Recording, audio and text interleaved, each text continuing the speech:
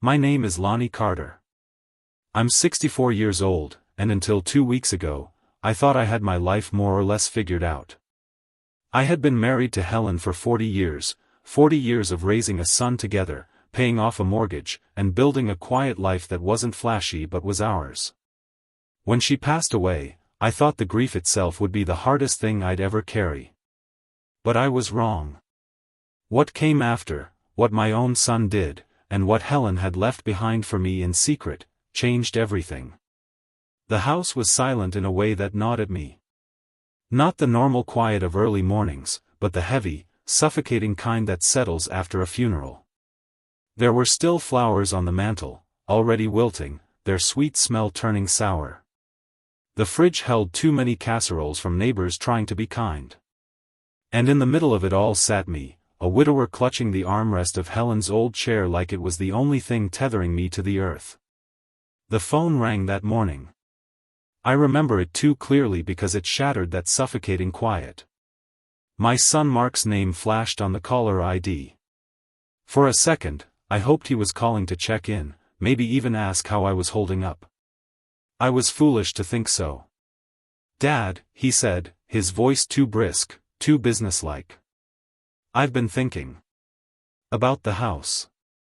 I closed my eyes, already bracing myself. "It's too big for you now. And the upkeep, it's just not practical. The lawn, the repairs, the taxes. You could sell it, move somewhere smaller, and live more comfortably. Maybe even get a condo closer to me and the kids." There it was. Barely 2 weeks since we'd laid Helen in the ground, and my son was circling the family home like a vulture. "This is my home," I said quietly, forcing steadiness into my voice. "Your mother's home. I'm not selling." There was a pause, the kind where you can almost hear the other person rolling their eyes. "Dad, come on. Be reasonable. It's just a house. Just a house." I almost laughed, though it came out more like a bitter choke. This house had held our fights and reconciliations, our Christmas mornings, the sound of Helen humming while she cooked. This house was soaked in 40 years of love and life. But to Mark, it was nothing more than a pile of bricks with a market value. "I'll think about it," I lied, just to end the call. He seemed satisfied with that and hung up, leaving me staring at the silent phone with a mixture of rage and heartbreak twisting in my chest. When I stood to clear my head, my knees led me to Helen's old writing desk without me even thinking. She'd left me a note there before the funeral, one I had read over and over until I nearly wore the paper thin. In her familiar looping script, she had written, "If you need to disappear, not if you need to explain." I'd puzzled over that line again and again. Disappear? Explain what? But that morning, staring at her words with Mark's call echoing in my ears, I began to understand. Helen had known. She had known how quickly grief can turn into greed. She had known what our son might do. And she had prepared for it. Because tucked away behind a false bottom in her desk drawer was a key. A key I had not told anyone about. A key that opened not this house, but another one, an entirely separate villa in Lisbon, Portugal. Helen had bought it in her name alone, never breathing a word to Mark or even me until the final weeks when she grew too weak to leave the bed. "For you," she had whispered, pressing the key into my palm. "For when you need to live without being pulled apart." I hadn't understood then. But I did now.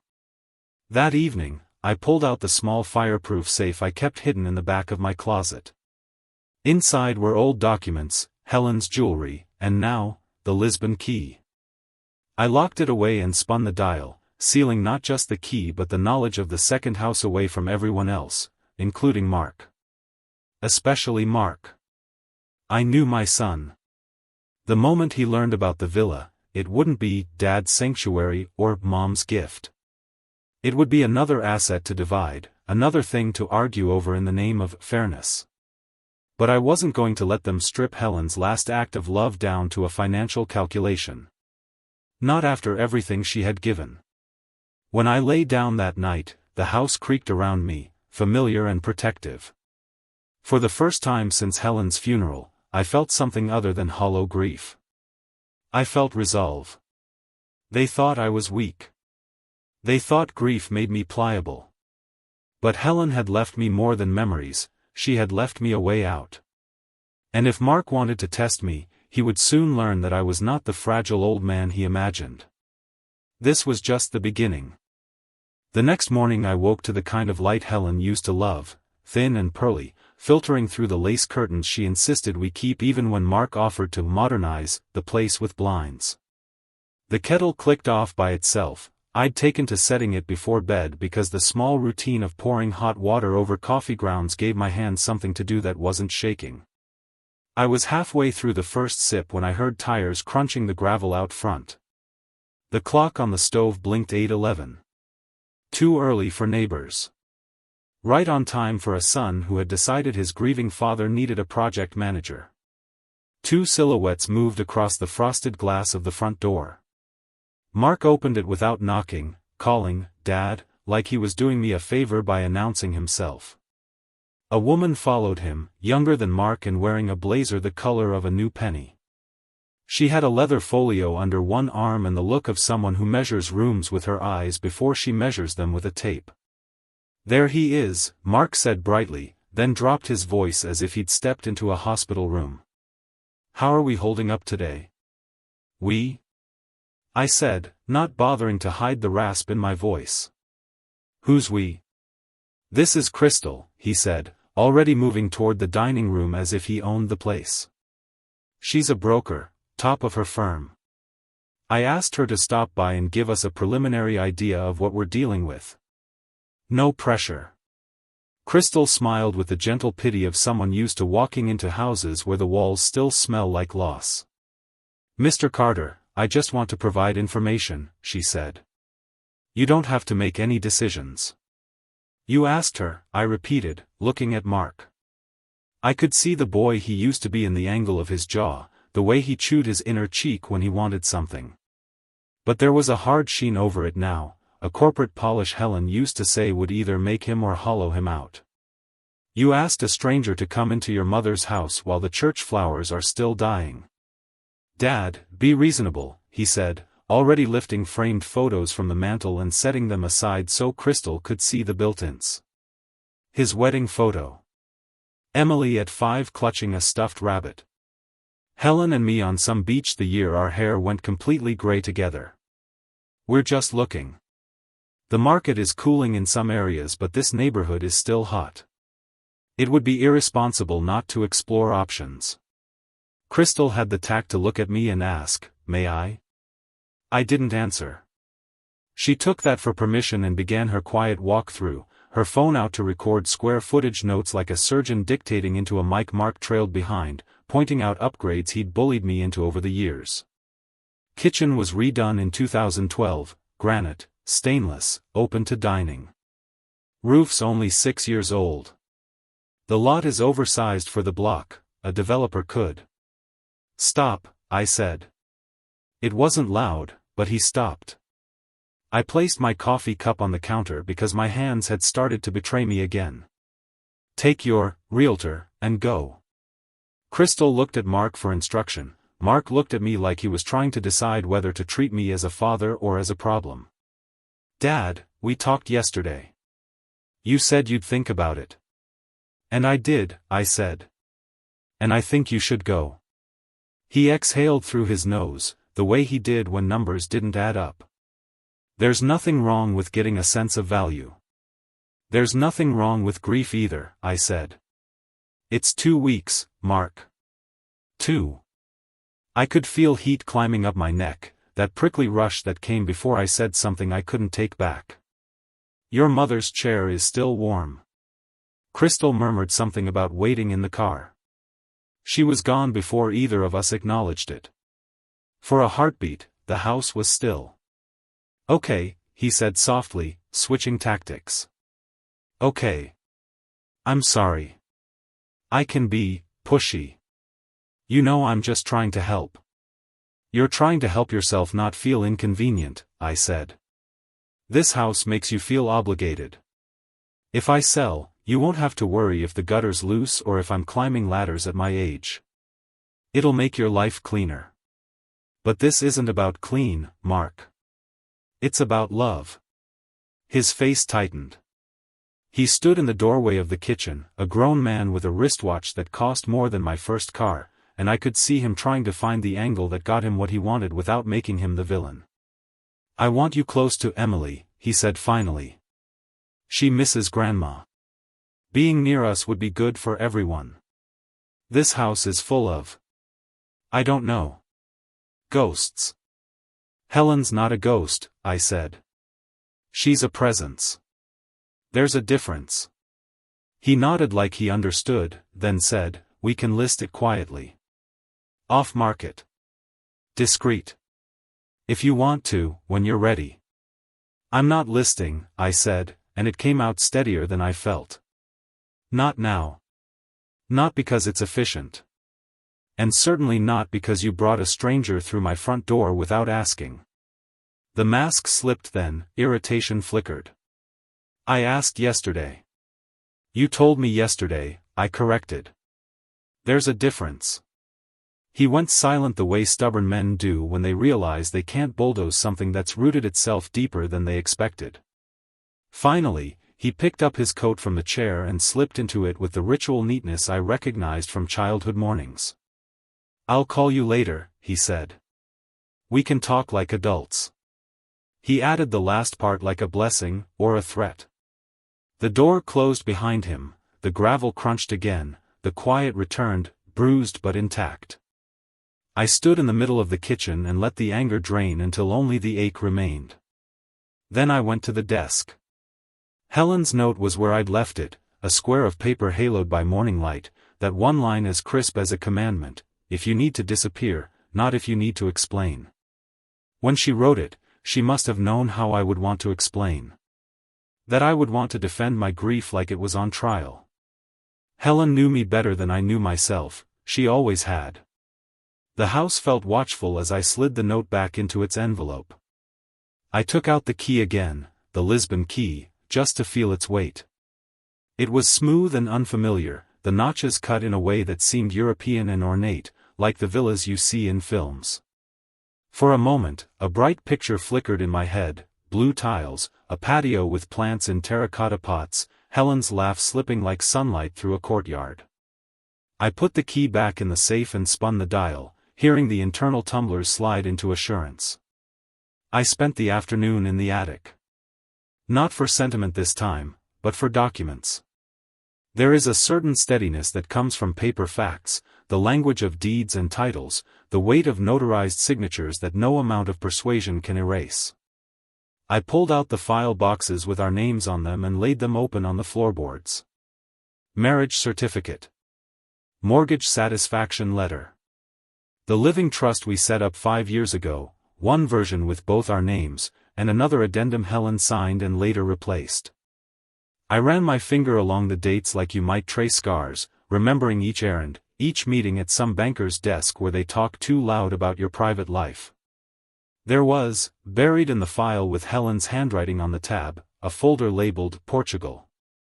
She had told me where to find it with the simple certainty of someone leaving a treasure map.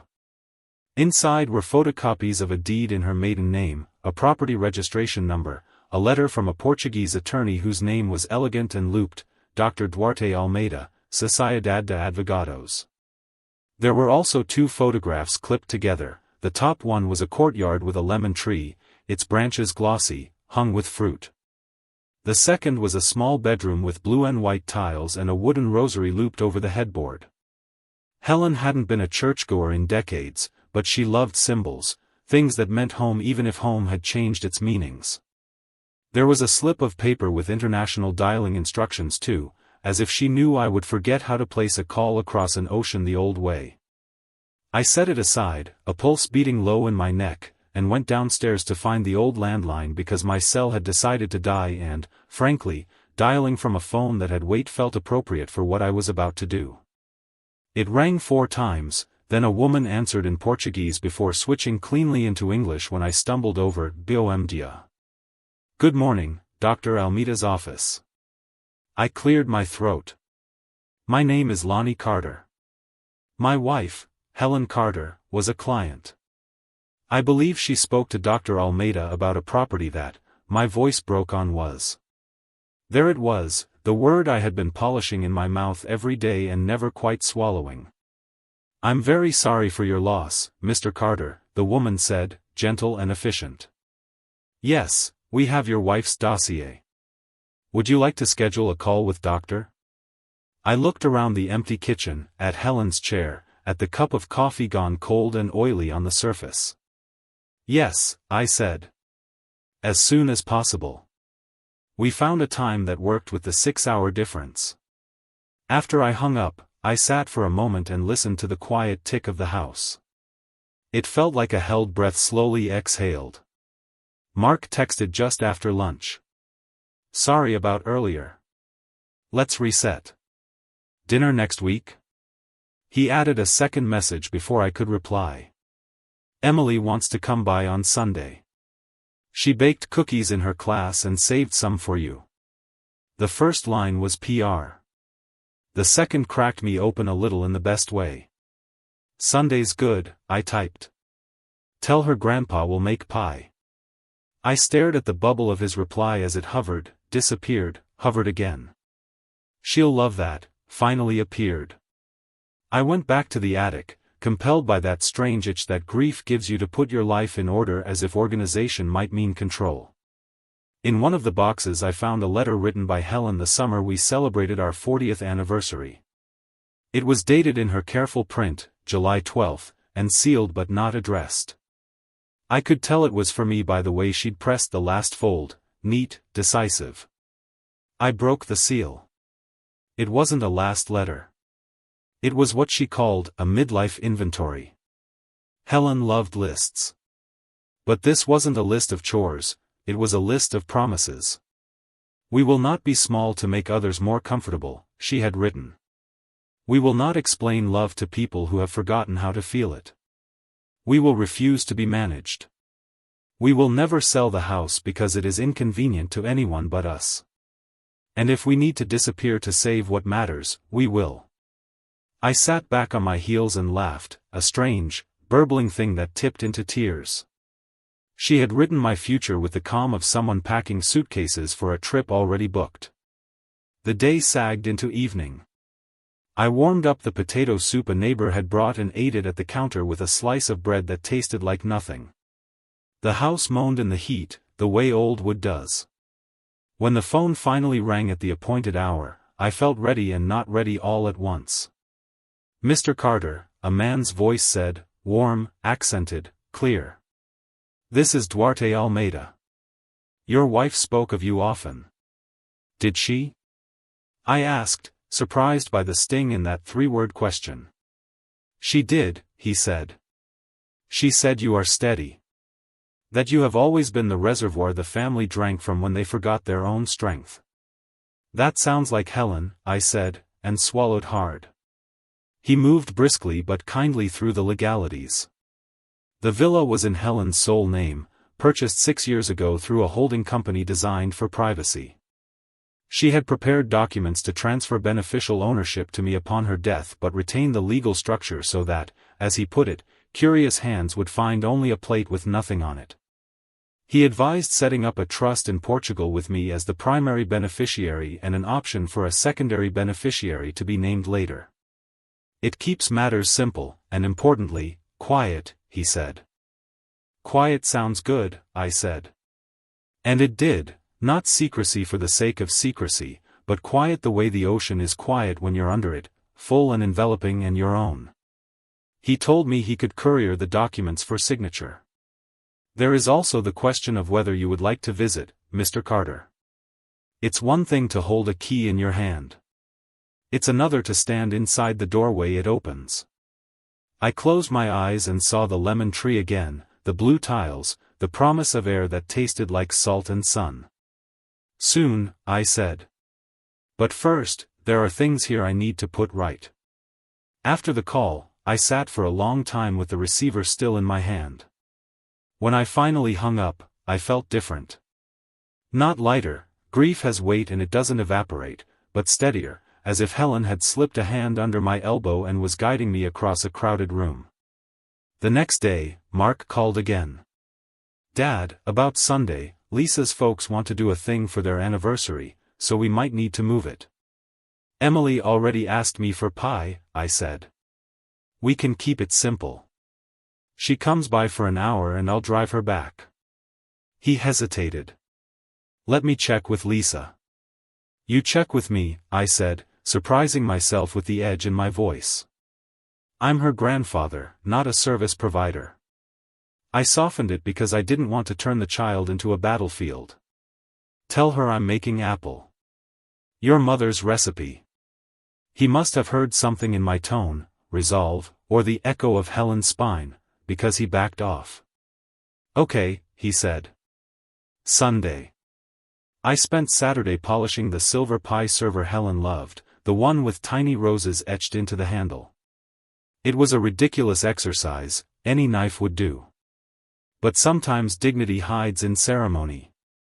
I cleaned the kitchen like I was preparing a stage, lined up the flour and sugar and put the butter out to soften. I peeled 7 apples and stacked the curls of skin like red ribbon. When the crust came together under my fingers the way it always had for Helen, flaky, obedient, forgiving, I felt a kind of private triumph I hadn't felt since she left. It was small. It was mine. On Sunday, Emily came barreling in with her backpack slung sideways and flour on her shirt. She was 7 going on 70 in the way children sometimes are, all seriousness and sudden laughter. "Grandpa," she said, and launched herself at me. The impact of her small body was an answer to a question I hadn't known I was asking: am I still needed? She looked around. "It still smells like Grandma's house." "That's because her recipes are bossy," I said. "They tell the whole place what to do." We ate pie at the dining table without a centerpiece because I refused to put flowers where sorrow had already lived too long. Emily swung her legs and told me about school and a science project that involved a jar and beans and patience. She asked if I would come to see it sprout when it did. "Of course," I said, and meant it. When Mark came to pick her up, he paused at the threshold like there was a line drawn there.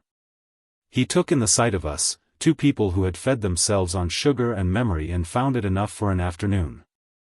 "Smells good," he said, almost sheepish. I sent him home with a slice wrapped in foil.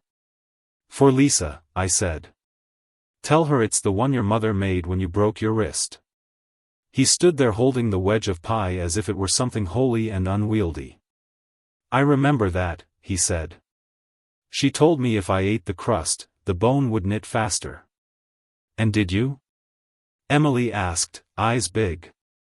"I ate 2 slices," he said, smiling despite himself.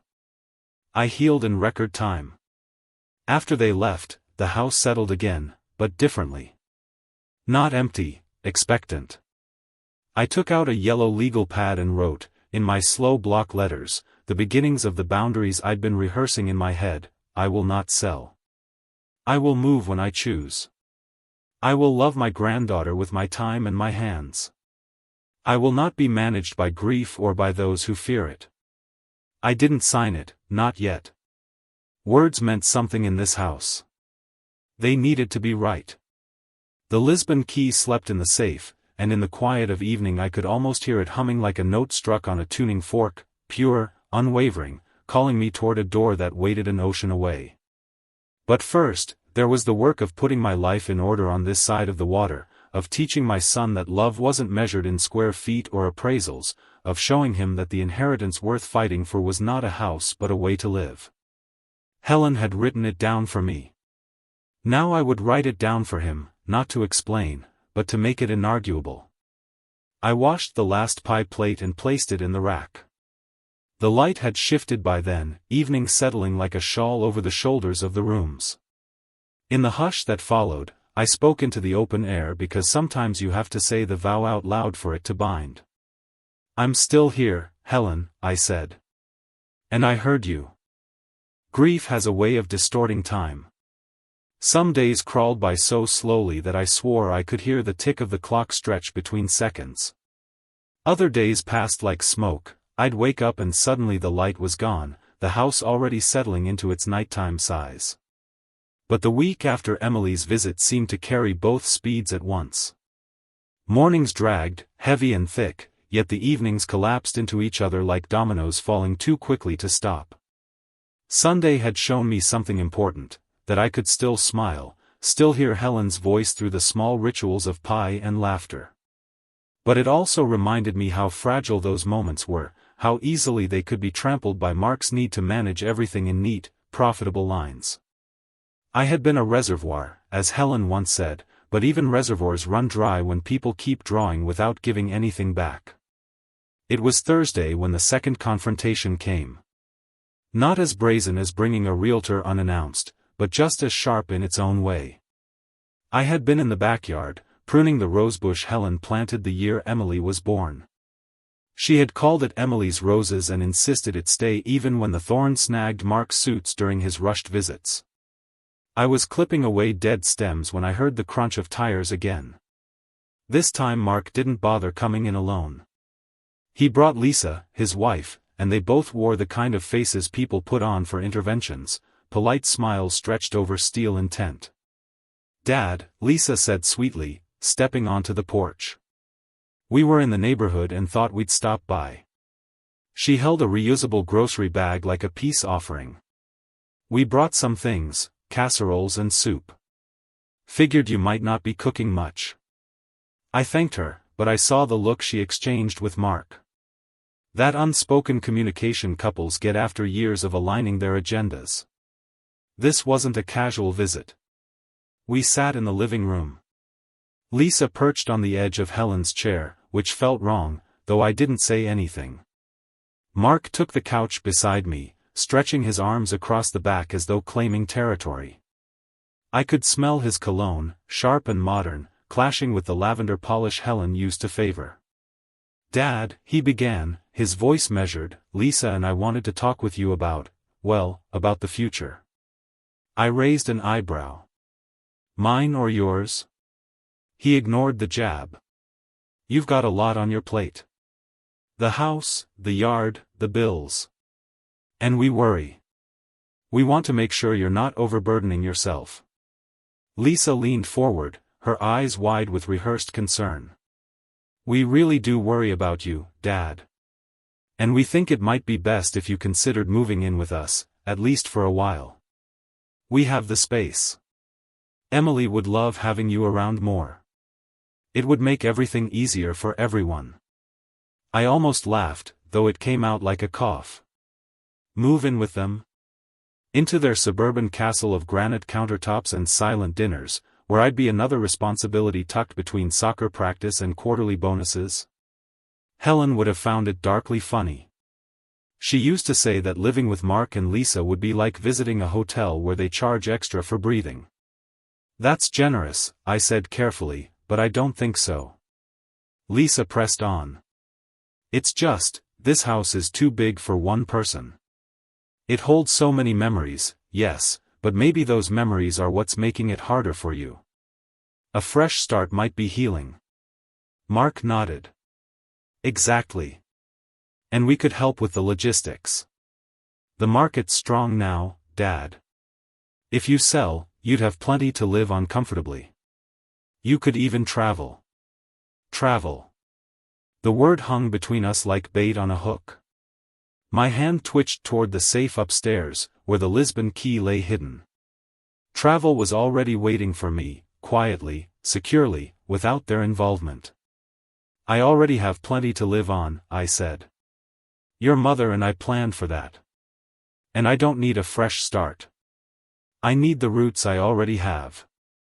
Mark exhaled, pinching the bridge of his nose like he was negotiating with a difficult client.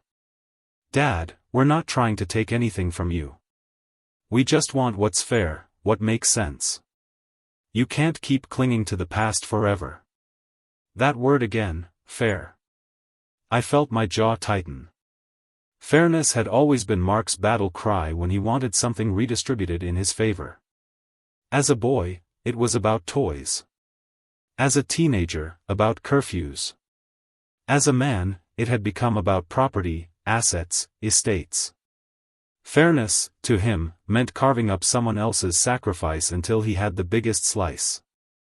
I leaned forward, catching his gaze with the kind of steadiness that only comes when you've already survived the worst loss possible. Fair isn't you deciding what to do with my home. Fair isn't you tallying up grief like it's an inheritance to be split. Fair is me having the space to live out the rest of my days with dignity.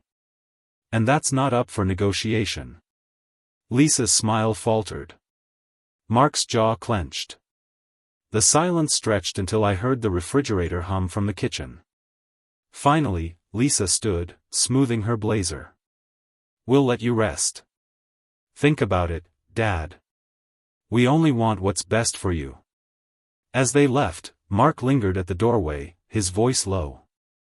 You can't keep shutting us out. Sooner or later, decisions will have to be made. Don't make me the bad guy in this. I looked him straight in the eye. No one makes you the bad guy, Mark.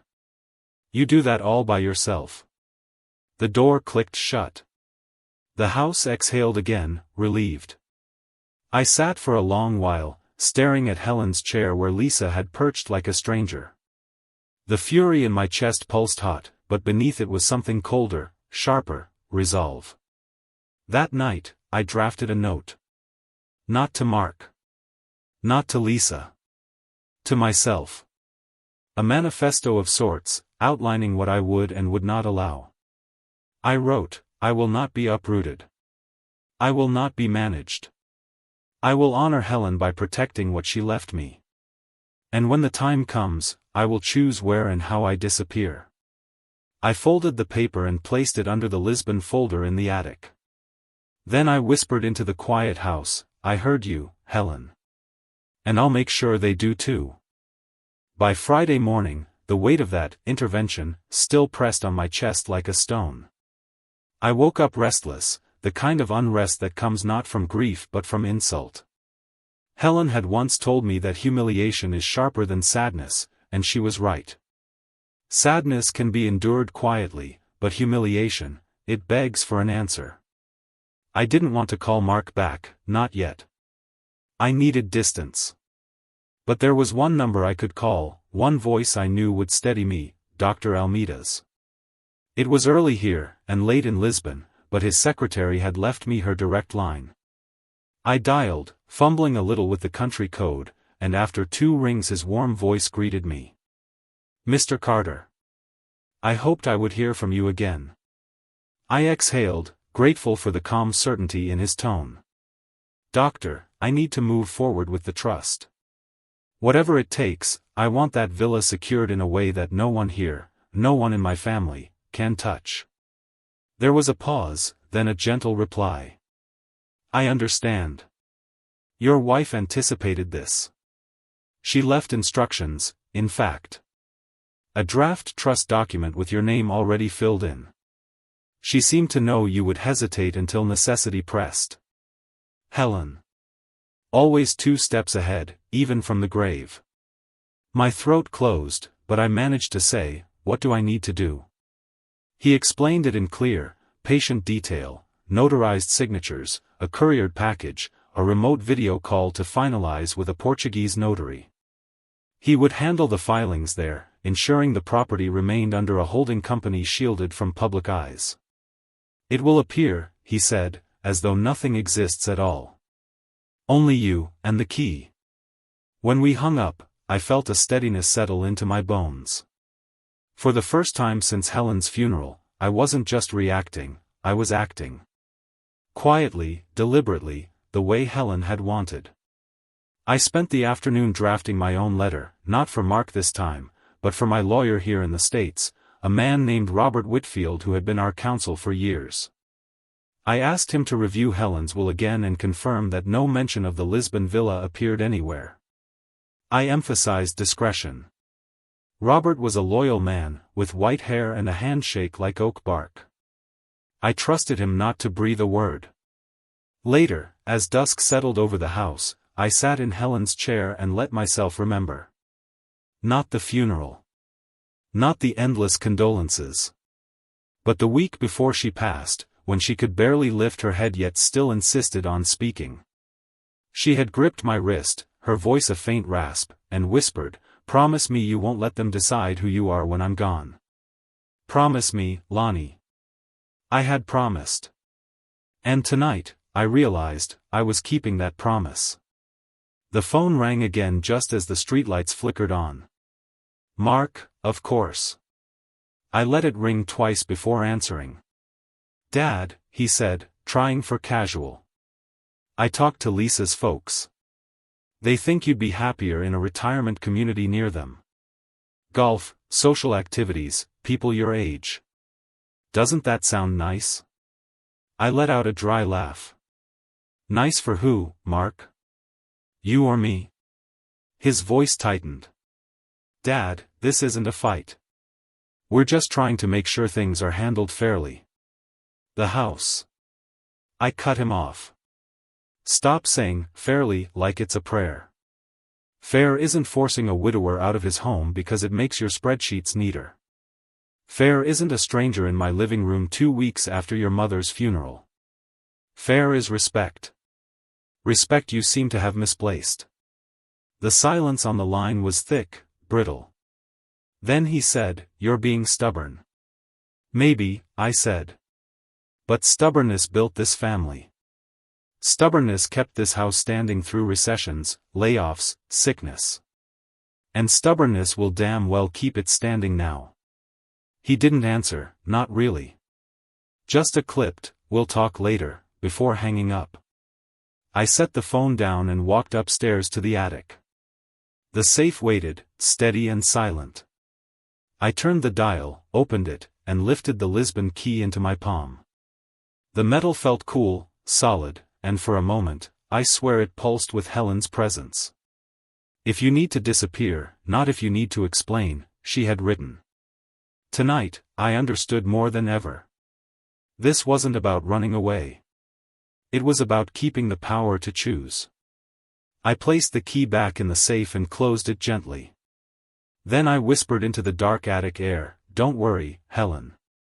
I won't explain a damn thing. I'll show them." The days ahead would test me. I knew Mark would push harder. Lisa would soften her tone but sharpen her angles. And sooner or later, Emily would be pulled into the middle, unknowingly, innocently. That was the battlefield. But I was no longer defenseless. Because hidden in the quiet, across an ocean, was a house no one could take, a house that carried Helen's laughter in its walls. And I would guard it, for her, for me, and one day, if she proved worthy, for Emily. That night I slept without nightmares for the first time in weeks. The next few days brought a strange calm, the kind of silence that tells you the storm is only gathering its strength. Mark hadn't called. Lisa hadn't sent her sugary texts. Even Emily's usual Saturday morning video message, her gap-toothed grin holding up a drawing or a cookie, didn't come through. The quiet was wrong, orchestrated. By Sunday, I knew why. It was nearly noon when the doorbell rang. I had just pulled a loaf of Helen's old honey wheat bread out of the oven. The smell wrapped the kitchen in memory, and for a fleeting second I let myself imagine she was upstairs, humming, waiting for a slice with butter. The chime cut through that fantasy like a blade. When I opened the door, Mark was there. Alone this time. No Lisa, no broker, no forced smiles. Just Mark, holding a thick folder under his arm and wearing that serious look he always brought to negotiations. "Dad," he said, stepping inside before I invited him. "We need to talk." I stayed by the door, but I nodded. "Go on." He dropped the folder onto the dining table with a thud. Pages spilled slightly from the edge. "Transparency," he said. "That's what this is about. I don't want there to be confusion or hard feelings down the line. We need to be clear about your finances, your assets, everything. For everyone's sake." I could feel my pulse quickening, but I kept my face still. "Everyone's sake. Or yours?" He ignored the jab and opened the folder. I glimpsed spreadsheets, bank account printouts, even what looked like estimates of property value. My house. My life, reduced to cells and numbers. You've got more than enough to downsize, he continued, tapping the papers. If you sold this place, invested smartly, you'd never worry again. You could even set up something for Emily, college, future security. Wouldn't Mom have wanted that? The nerve. To wield Helen's name like a weapon, twisting her memory into leverage. My jaw clenched so tight I thought my teeth might crack. Your mother wanted dignity, I said, each word sharp as glass. She wanted love, presence, family. She didn't build this house with me so you could hawk it like a used car 2 weeks after burying her. Mark leaned forward, his hands flat on the table. Dad, stop making this about sentiment. It's about reality. You're not young. Things happen. Wouldn't it be better if we had everything in order now instead of scrambling later? Later is not your concern, I said firmly. Later belongs to me. And if you think you're entitled to rifle through my life like this, then you've mistaken grief for weakness. For a moment, his mask slipped. The controlled son, the polished professional, it cracked. I saw the boy who once screamed, "Not fair," when told he couldn't have dessert before dinner. Only now, the tantrum had teeth. You're being selfish, he spat. This isn't just about you. It's about me, Lisa, Emily. We're your family. We deserve to know what we're dealing with. I stood, slow and deliberate, letting the chair scrape against the floor. What you're dealing with, I said, my voice steady, is a man who won't be bullied out of the life he built. A man whose wife trusted him enough to leave him instructions. And a man who will not explain himself just because his son confuses inheritance with love. Mark's mouth opened, then shut again. He looked at me like he didn't recognize me, as though I had stepped out of the mold he'd kept me in for years, quiet, pliable, dependable. You think you're in control, he muttered finally, scooping the papers back into the folder. But the truth will come out eventually. It always does. I let him leave without another word. The door clicked behind him, and I stood there, my hands trembling not with fear but with something else, clarity. That night, after the house had settled and the moonlight stretched across the living room rug, I sat down with a pen and a sheet of thick stationery. Not for Mark. Not for Lisa. This letter was for me, and for Helen. I wrote slowly, carefully, as though each word were a brick in the foundation of a wall I was building between myself and their greed. I will not sell the house. I will not be moved like a pawn across a board. I will not disclose what Helen entrusted to me. My worth is not measured in dollars, nor is my love a line item on a spreadsheet. My granddaughter will know me by the taste of pie on Sundays, not by the size of an account. My legacy is mine to give, not theirs to demand. When I finished, I folded the paper, slid it into an envelope, and wrote across the front, "Boundaries." I placed it under Helen's note in the desk. 2 voices, now joined. And as I turned off the lamp and climbed the stairs to bed, I felt something shift deep inside me. I wasn't just defending anymore. I was preparing. Helen had told me once that silence is sometimes the sharpest blade. Tonight, I felt the handle of that blade in my grip.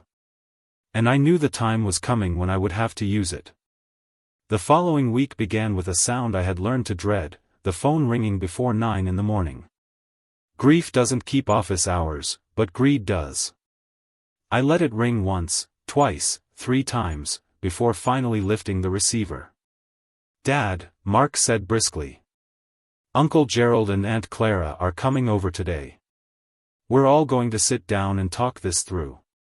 It's better if we're honest, out in the open, as a family." I closed my eyes. So that was his new tactic, bring in reinforcements. Gerald, my late brother's eldest, and Clara, my sister who had always hovered on the periphery of family decisions but liked to weigh in when there was something to gain. I could picture the scene already, sympathetic tones, gentle suggestions that I was overwhelmed, subtle hints that moving, selling, or simplifying would be in my best interest. "I'm busy today," I said flatly. "Dad, this isn't optional," Mark snapped. "You can't just hide. They'll be here at 1. I didn't argue. Not with words, anyway. Instead, I hung up, walked upstairs, and opened the safe. The Lisbon key lay inside, gleaming faintly in the dim attic light. I pressed it into my palm, feeling the weight, the notches digging lightly into my skin. This was my answer. Not words, not explanations, not defenses, but this. A secret Helen had left me, proof that my life couldn't be mapped and divvied up on Mark's spreadsheets. I placed the key back in the safe, spun the dial, and locked it with a steady hand. If they wanted a meeting, they would get one. But they would not get me to bend. At 1 o'clock sharp, the doorbell rang. I opened it to find Mark standing there in his pressed slacks, Clara with her eternal look of mild disapproval, and Gerald looking like he had somewhere better to be. They filed into the living room, arranging themselves as though it were a board meeting. Mark began, naturally. "Dad, we all care about you. We're worried. And it's clear that keeping this house is too much." Clara leaned forward, her voice soft. "Lonnie, honey, no one's saying you can't manage. But wouldn't it be easier, lighter, if you let go? You could come live nearer to us, or even in assisted housing. Think of the peace of mind." Gerald nodded in agreement, though he added nothing of his own. I listened in silence, letting them fill the room with words. When the quiet finally fell, I stood slowly and walked to Helen's chair. I rested my hand on the worn armrest, feeling the grooves where her fingers had once tapped in rhythm to the radio. "This house," I said evenly, "is not a burden. It is not a transaction. It is the sum of 40 years of love.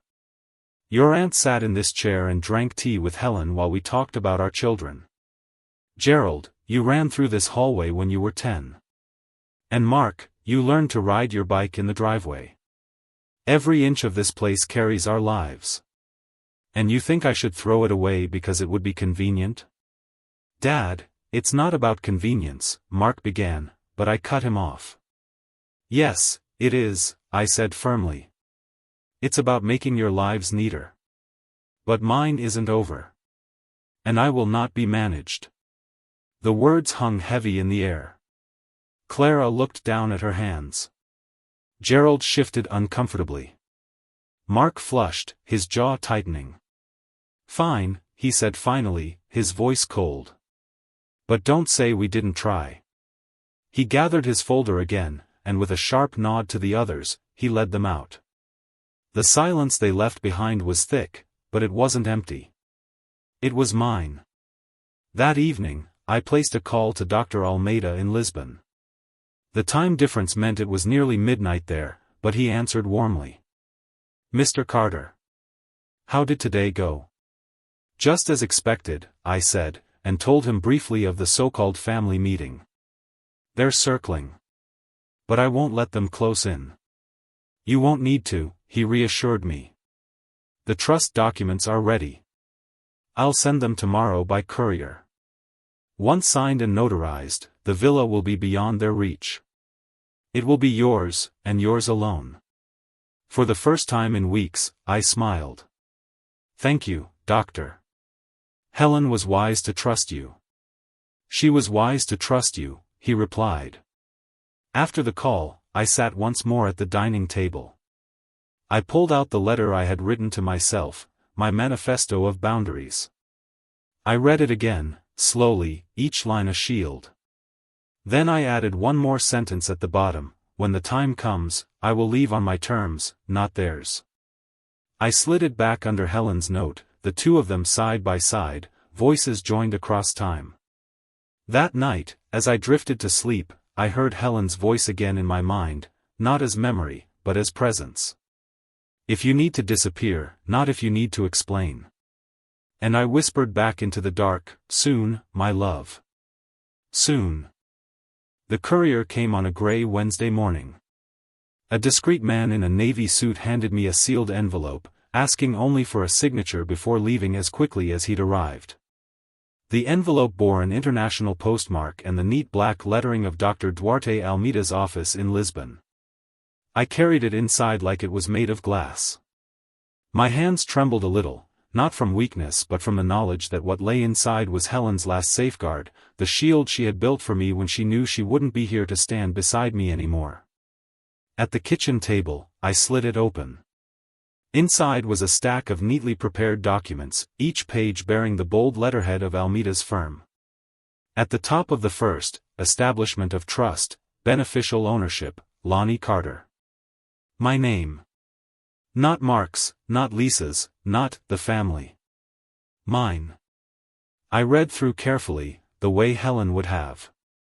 The language was clear enough even through the legal phrasing. The Lisbon villa, purchased in Helen's maiden name, would be transferred quietly into a trust with me as the sole beneficiary. No probate. No disclosure. No loopholes for anyone to exploit. And, as Dr. Almeida had explained, the company structure ensured that curious eyes would see only a blank ledger. At the bottom of the final page was a signature line. My hand hesitated over it, pen hovering. Signing felt like both betrayal and promise, betrayal to a son who thought he was owed everything, promise to a wife who had trusted me to protect what she'd left. I signed. By afternoon, I had the papers notarized by a local office Helen and I had used years ago for simpler matters. The notary, a kindly woman with silver glasses, didn't ask questions. She simply stamped each page, slid them into an envelope, and wished me peace. I mailed the packet back to Lisbon with hands that no longer shook. For the first time in weeks, I felt armored. But peace never lasted long with Mark. That evening he appeared again, this time without warning, storming in with an intensity that filled the house before he even spoke. He dropped a sheaf of papers onto the dining table, the same table where Helen and I had shared decades of meals, now turned into his battlefield. "What is this?" he demanded. I looked at the papers. Bank account statements. My accounts. He had pulled them somehow, though not all of them, only what he had access to through joint family records or his own snooping. "You've been hiding money," he said coldly. "Don't deny it. I can see transfers, withdrawals, things you never told me about. Dad, what are you doing? Why are you hiding assets from your own family?" I felt the blood rise in my face. "My family," I said slowly, "is not a board of auditors. And I don't owe you a ledger of my life. This isn't just about you." Mark shot back. "If something happens to you, we need to know what's there. We need to know what Emily can rely on, what Lisa and I can rely on. This secrecy, it's selfish." There it was again, that word he wielded like a dagger. Selfish. As though protecting what Helen entrusted to me was somehow a crime. "Mark," I said, my voice steady but sharp, "your mother trusted me, not you. She left me instructions. She knew this day would come. And she made sure I'd be ready." He blinked at me, thrown off by the certainty in my tone. "Instructions? What instructions?" I leaned forward, my hands flat on the table. "The kind I don't need to explain to you. Not now. Not ever." The silence between us was electric, dangerous.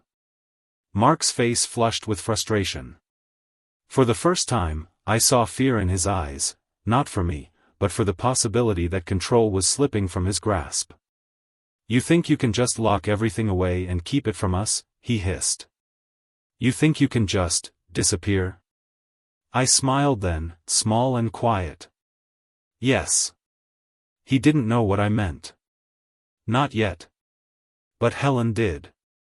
He gathered his papers roughly, shoving them back into his folder. "This isn't over," he snapped, storming out the door. I sat back, the house echoing with the slam. And for the first time, I felt the faintest trace of victory. That night, I opened Helen's note again, her looping handwriting steady on the page. If you need to disappear, not if you need to explain. I traced the words with my finger, then whispered into the quiet, I'm ready, Helen. Ready to disappear on my terms.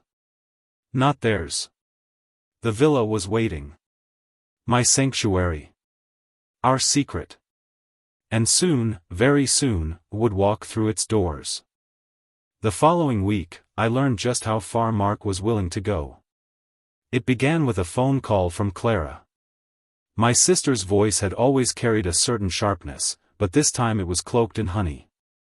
Lonnie, she said, I just wanted to check on you. You've been under such stress since Helen passed. It's a lot for anyone to handle, especially at your age. I know Mark's been trying to help, but he worries about you. We all do. I could hear the rehearsed lines behind her words. Worry, concern, at your age. I stayed quiet long enough for her to fill the silence. Mark thinks maybe you're not seeing things clearly. He said you've been secretive. That you've shut him out. He even mentioned you might need someone to step in legally, just to make sure everything is handled properly. For your own good, of course. There it was. The dagger slipped in under the guise of concern. Guardianship. Control. Mark hadn't managed to get the house through guilt, through family meetings, or through pressure. Now he was circling the idea of declaring me incompetent. I let Clara finish her rehearsed speech, then said, Clara, I appreciate the call. But let me make something clear, I may be grieving, but I'm not senile. Helen and I built this life together, and I will decide what happens to it. Not Mark. Not you. Not anyone. Do you understand? There was a long pause. She cleared her throat. I just don't want things to get ugly, Lonnie. Families can tear themselves apart over this sort of thing. They already are, I said, and hung up. The anger boiled in me long after the dial tone faded. To have my own son questioning my sanity, planting whispers in Clara's ear, it was a betrayal deeper than I'd expected, though I should have seen it coming. Mark didn't want partnership. He wanted power. That evening, I called Dr. Almeida again. His voice was steady as always. Mr. Carter, the trust is fully executed. The filings are complete. The villa is now entirely secured in your name. No court, no relative, no authority in the States can touch it. It is your sanctuary. I closed my eyes, letting the words settle over me like armor. Thank you, Doctor. More than I can say. Your wife was very clear in her instructions, he said gently. She wanted you to have a place where no one could dictate your life. You have that now. Use it wisely. After the call, I walked into Helen's old sewing room. I hadn't touched it since the funeral, but tonight I pulled open the closet. Her travel bag was still there, sturdy leather, worn at the edges from years of trips we never took often enough. I set it on the bed and slowly began to fill it, a few shirts, a pair of slacks, my passport. The act felt both treacherous and liberating, like stepping onto a path only she and I knew existed. The house creaked as I moved through it, as though it too knew what was coming. I paused in Helen's chair, resting my hand on the fabric, whispering, I'll take you with me. Every laugh, every fight, every bit of you. I'll carry it all to Lisbon. But even as I prepared, I knew I couldn't just vanish. Emily. Sweet Emily, with her flour-dusted hands and gap-toothed grin. She deserved more than a goodbye scribbled on paper. She deserved the truth, or at least the part of it she could hold. So I made a plan. Sunday, when Mark dropped her off, I would sit her down at the table. I would tell her stories about Helen, about how love means holding your ground. I would plant seeds, not of houses or trusts, but of memory. And maybe one day, when she was older, she would understand why her grandfather had chosen dignity over convenience. The night before, I wrote in my notebook, the one I kept hidden beneath the mattress. If they take me for weak, let them. If they call me selfish, let them. I will not explain. I will not justify. I will live on my terms, in the house your mother built, and in the villa she left in secret. And when the time comes, Emily will know, love is not measured in property, but in presence. I closed the notebook, slid it back under the bed, and turned off the light. For the first time, I dreamt of Lisbon. The lemon tree in the courtyard. The blue tiles Helen had shown me in the photo. The sound of the sea, endless and forgiving. And in the dream, Helen stood there, smiling, her hand outstretched. Soon, she said. And I believed her. Sunday morning arrived with a hush, the kind of quiet Helen used to call expectant silence. The house felt alive, waiting for the sound of Emily's laughter. I rose early, set out the flour and butter, and began rolling out dough for an apple pie. Helen had always said a pie was more than dessert, it was a declaration of presence, of care. You feed people not just to fill them, Lonnie, she'd whisper with a wink, but to remind them they're worth the effort. By the time the crust was golden and the kitchen smelled of cinnamon, I heard the crunch of tires. I wiped my hands, peered out the window, and saw Mark's SUV pull into the drive. Emily bounded out, her backpack bouncing against her small frame, her ponytail swishing with each step. Mark trailed behind, already scrolling on his phone. "Grandpa!" Emily shouted, running into my arms. I scooped her up, breathing in the familiar scent of crayons and cookies. She kissed my cheek, then wriggled down, her eyes darting toward the kitchen. "It smells like Grandma." I smiled. "That's because we're making pie." Her recipe. Mark lingered at the doorway, his eyes flicking over the counters, the pie, the table as though evaluating everything for hidden meaning. "We'll be back for her in a couple hours," he said flatly. "Try not to overdo it." "I'll manage," I replied, meeting his gaze with a calmness that unsettled him. He opened his mouth as if to argue, then shut it, retreating to the car. Emily and I settled at the table, her small hands busy arranging apple slices on a plate as I poured glasses of milk. When we sat down, she asked, "Grandpa, did Grandma really teach you how to make pie?" "She did," I said. "And she made me promise that I'd teach you someday. Because pie is like family, it takes time, patience, and love. Rush it, and it falls apart. But give it care, and it holds." Her eyes sparkled. "Then I'll learn. I want to keep her recipes forever." We ate in comfortable silence for a while, the house filling with the simple sounds of forks on plates, milk being sipped. At one point, Emily looked up, her brow furrowed. "Daddy says you're sad a lot. Are you?" I set down my fork, choosing my words carefully. "I miss Grandma. Missing someone you love makes your heart heavy. But being with you lightens it." She reached across the table, her small hand resting on mine. "I can come every Sunday. Then you won't be so sad." Her promise struck me harder than any of Mark's accusations. Children give love without ledger, without calculation. I felt a lump rise in my throat, and I squeezed her hand. "I'd like that very much." After lunch, we played a board game Helen had kept tucked away for visits just like this. Emily's laughter echoed through the house, bouncing off the walls like sunlight. For a few precious hours, I forgot about battles and trusts and lawyers. I was simply Grandpa, keeper of pie and silly jokes. But all too soon, the SUV returned. Mark came in, his expression unreadable. He watched as Emily hugged me tightly. "Remember what I said," she whispered in my ear. "Every Sunday." I kissed the top of her head. "Every Sunday," I promised. When she skipped outside, Mark lingered, his eyes hard. "Dad, we need to talk. Alone." I folded my arms. "About what?" He hesitated, then leaned closer, his voice low and edged. "You've been moving money." don't bother denying it. I've spoken to someone who knows how these things work. If you keep this up, people will assume you're not capable of managing your own affairs. You don't want it to come to that.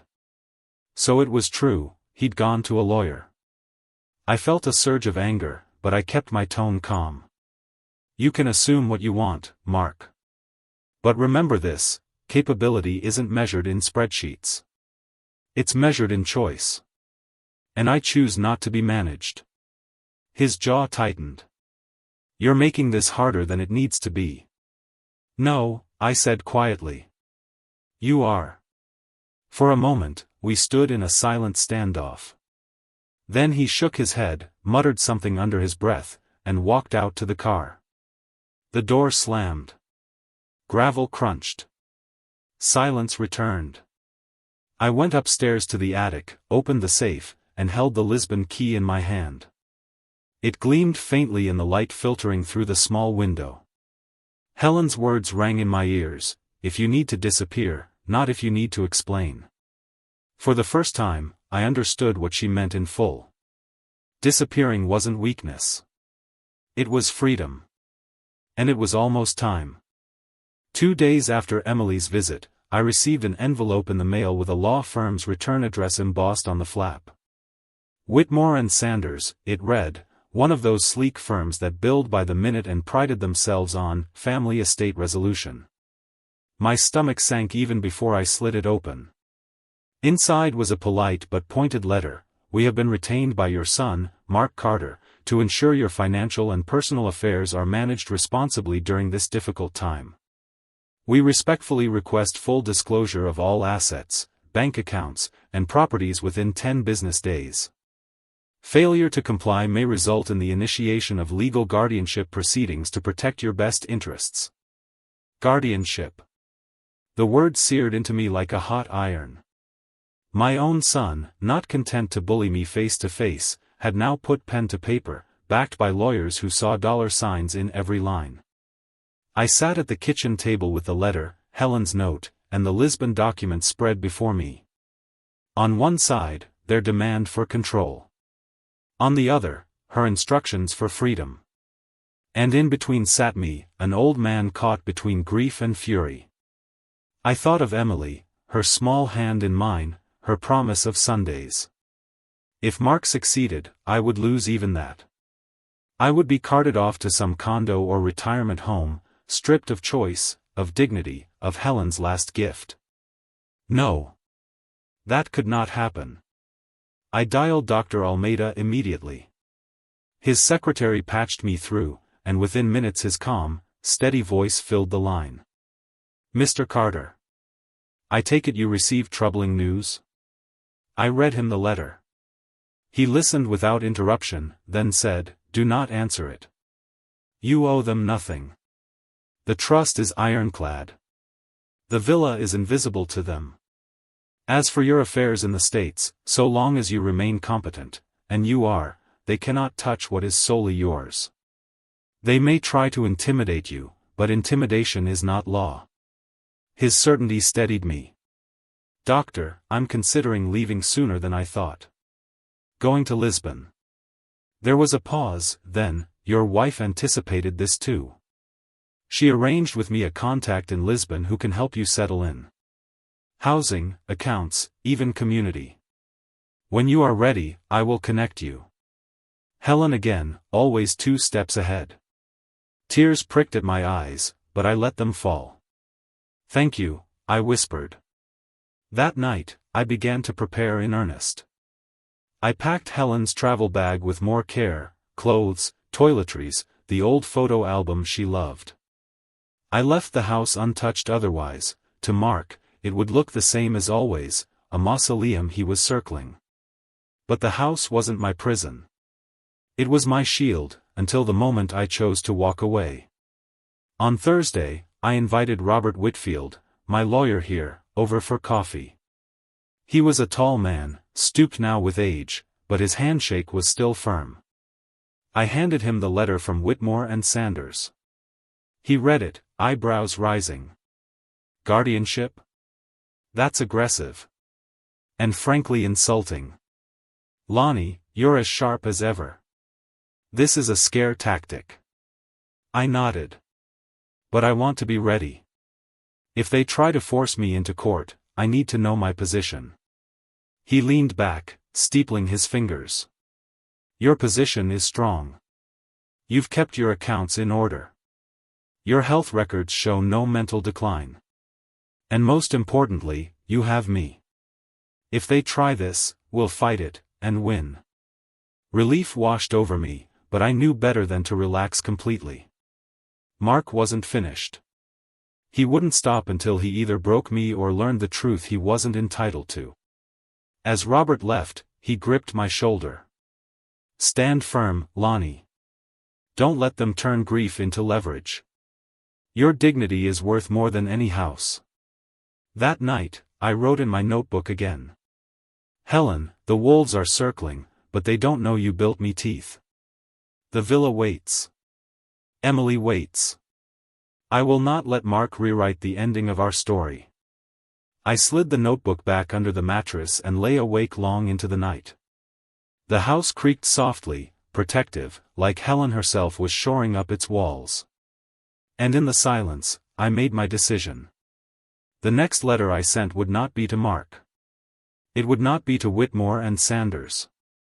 It would be to Dr. Almeida, giving him the word, I'm coming to Lisbon. By the weekend, I felt the storm gathering closer. The letter from Whitmore and Sanders sat unopened on the counter, a constant reminder that my own son had placed me on trial in absentia. Yet rather than crumble beneath it, I felt a steel thread wind itself through my spine. Helen had given me everything I needed to withstand this, not explanations, but resolve. I decided it was time to put my resolve into words. Not for courts, not for lawyers, not even for Mark. For myself first, and then, if necessary, for him.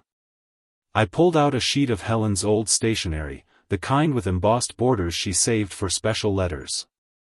Sitting at the dining room table, I wrote slowly, deliberately, my pen pressing hard enough that the words carved faintly into the paper beneath. Mark. This is not a negotiation. This is not an invitation. This is a boundary. I will not sell the house. I will not be moved, coerced, or relocated, because it is convenient. This house is not just wood and brick, it is memory, history, love. It is your mother. And I will not dishonor her by reducing it to a transaction. I will not disclose every account, asset, or possession. You mistake inheritance for entitlement. You mistake love for ledger. I do not owe you explanations. I owe your mother dignity, and I owe myself peace.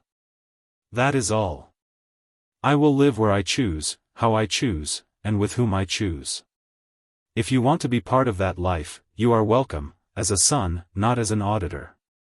But if you insist on treating me like a problem to be solved or a prize to be claimed, you will lose not just the fight, but me.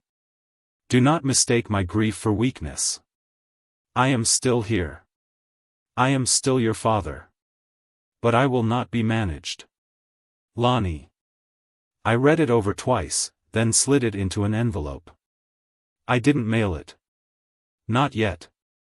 Instead, I placed it in the drawer beside Helen's note, her words and mine stacked together like two blades waiting to be unsheathed. That evening, I called Dr. Almeida again. The time difference meant his voice carried the hush of midnight, but he sounded as steady as ever. Doctor, I said, I'm ready to make arrangements. Travel, accommodations, everything. I don't know when I'll go, but when the time comes, I want it to be seamless. He didn't hesitate. Understood. I'll have my associate prepare everything. When you arrive in Lisbon, someone will meet you at the airport. You'll have keys, access, utilities, all ready. It will feel as though your wife only stepped out of the room and left it waiting for you. His words struck me so deeply that I couldn't reply right away. Finally, I whispered, "Thank you." She would have loved that. After the call, I began making practical moves. I renewed my passport, quietly, online. I checked flights, not to buy, not yet, but to know. I made a list of things I would need to carry: Helen's travel bag, my notebook, her jewelry, the photo album. Essentials of memory, not possessions. And then I turned to the hardest question of all, Emily. I couldn't tell her the full truth. Not yet. She was too young to understand lawyers, trusts, or guardianship battles. But I could give her what Helen would have wanted her to have: wisdom tucked into stories, seeds she could carry until the day they bloomed into understanding. So I sat at the desk and began to write for her too, not a letter, but a series of little notes, each one beginning with Dear Emily. Dear Emily, your grandmother once told me that love is like baking. If you rush it, it falls apart. But if you take your time, it holds. Remember that when the world tries to hurry you. Dear Emily, don't let anyone convince you that money is love. Money is a tool, but love is presence. Choose people who show up, not people who add up. I wrote 3 before the tears blurred the ink. I tucked them into an envelope and wrote her name across it. I didn't know when she would receive them. But I knew she would. By midnight, I sat again in Helen's chair, the lamp casting a small halo of light in the darkened house. I could feel her there, as present as the ticking clock. You told me not to explain, I whispered. But maybe I'll explain to her. Just enough. Because she deserves to know her grandmother's truth. The house creaked gently, almost in agreement. I leaned back, closed my eyes, and for the first time in weeks, I didn't dream of confrontation or betrayal. I dreamt of Lisbon, the lemon tree in the courtyard, the sea air drifting through open windows, and Helen's hand resting in mine. The future was no longer a shadow. It was a doorway. And I was almost ready to walk through. The confrontation came sooner than I expected. It was a Wednesday afternoon, the kind of still day when even the trees outside seemed reluctant to move. I had just finished writing another note to Emily: Dear Emily, never mistake silence for weakness. Sometimes silence is where strength gathers itself. When the sharp slam of a car door jolted me from my thoughts. Mark didn't knock this time. He stormed into the house, his face tight, his steps clipped. He carried no folder, no spreadsheets, just his anger, raw and barely contained. Dad, he barked, we need to talk. Now. I set my pen down slowly, deliberately. You've been saying that for weeks, Mark. You never stop talking. But you don't listen. He ignored the jab and came closer, leaning over the table. I know about the property. The words hit me like a cold wind, though I forced my face to remain calm. What property? Don't play dumb, he snapped. Lisbon. A villa. Mom's name on the deed. Did you really think I wouldn't find out?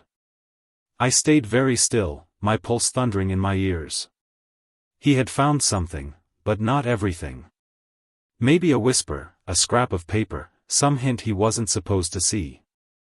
Helen had been careful, but Mark had always been persistent when chasing what wasn't his. How do you know that? I asked, my voice low. He smirked, though it didn't reach his eyes. I have connections. Friends who know how to pull records overseas. You should have been more careful, Dad. Now, I'm giving you a chance to be honest with me. You tell me everything, accounts, deeds, trusts, and maybe we can avoid dragging this through court. There it was, the threat. Cloaked in the language of compromise but sharp as a blade. I leaned back, folding my arms. Your mother didn't leave that villa for you, Mark. She left it for me. She told me, clearly, that it was mine to decide what to do with. And I will not be bullied into handing it over. His smirk vanished, replaced by a sneer. You're hiding assets. That's fraud. If you don't disclose them, I'll go to court and prove you're unfit to manage your affairs. Do you want to spend your last years tied up in legal battles? I met his glare with a steady calm that seemed to unnerve him. Better legal battles than surrendering my dignity to a son who sees me as a bank account. If you think you can strip me of competence, go ahead and try. You'll fail. His jaw worked, muscles twitching as though he was grinding his teeth. You're making a mistake, Dad. When this gets ugly, don't blame me. Blame yourself. I stood, slow and deliberate, letting my height and steadiness carry weight. No, Mark. When this gets ugly, you'll blame me because you can't admit the truth. Your mother didn't trust you. She trusted me. And that eats you alive. For a moment, silence burned between us. His face twisted, anger, shame, maybe even hurt, but he said nothing. He turned sharply, storming out, slamming the door so hard the frames rattled on the wall. I sat back down, my hands trembling, not with fear, but with adrenaline. He knew about the villa, but only pieces. He didn't know about the trust. He didn't know about Dr. Almeida, or the layers of protection Helen had set in place. He couldn't touch it, no matter how loudly he shouted or how many lawyers he hired. But his discovery meant one thing: I had less time than I thought. The net was tightening, and if I waited too long, he might find a way to make life here unbearable. That night, I pulled out Helen's travel bag again. I added more to it: important papers, the notebook for Emily, the envelope of her letters, and Helen's rosary. Though she hadn't prayed in years, she'd kept it for comfort. I placed the Lisbon key carefully inside, zipping the bag with a sense of finality. The house groaned softly around me, as if protesting. I touched the walls, the chair, the table, whispering, "I'll come back if I can. But I won't let them ruin you." In bed, I couldn't sleep. I stared at the ceiling, listening to the old house breathe. Helen's voice came to me in the dark: "If you need to disappear, not if you need to explain." And for the first time, I realized the decision was no longer about if. It was about when. The following Sunday should have been a day of peace, of pie and laughter, of Emily's chatter filling the house with light. But it wasn't. Mark showed up late, his face tight, his jaw set. Emily tumbled out of the SUV as usual, her backpack bouncing, but I could tell something was wrong. She hugged me, then whispered, "Daddy and Mommy were arguing about you." I bent low, brushing a strand of hair from her forehead. "What about me, sweetheart?" She hesitated, biting her lip. "They said you're hiding something. That you might not know what you're doing anymore." The words cut deeper than any lawyer's letter. My son hadn't just gone to Clara, or the attorneys, he'd let whispers reach my granddaughter, staining the innocence of our Sundays. I forced a smile for her sake. "Grandpa knows exactly what he's doing, Emily. Don't you worry about that." Inside, we baked a pie together, blueberry this time. She giggled when the filling bubbled over, leaving blue streaks across the crust.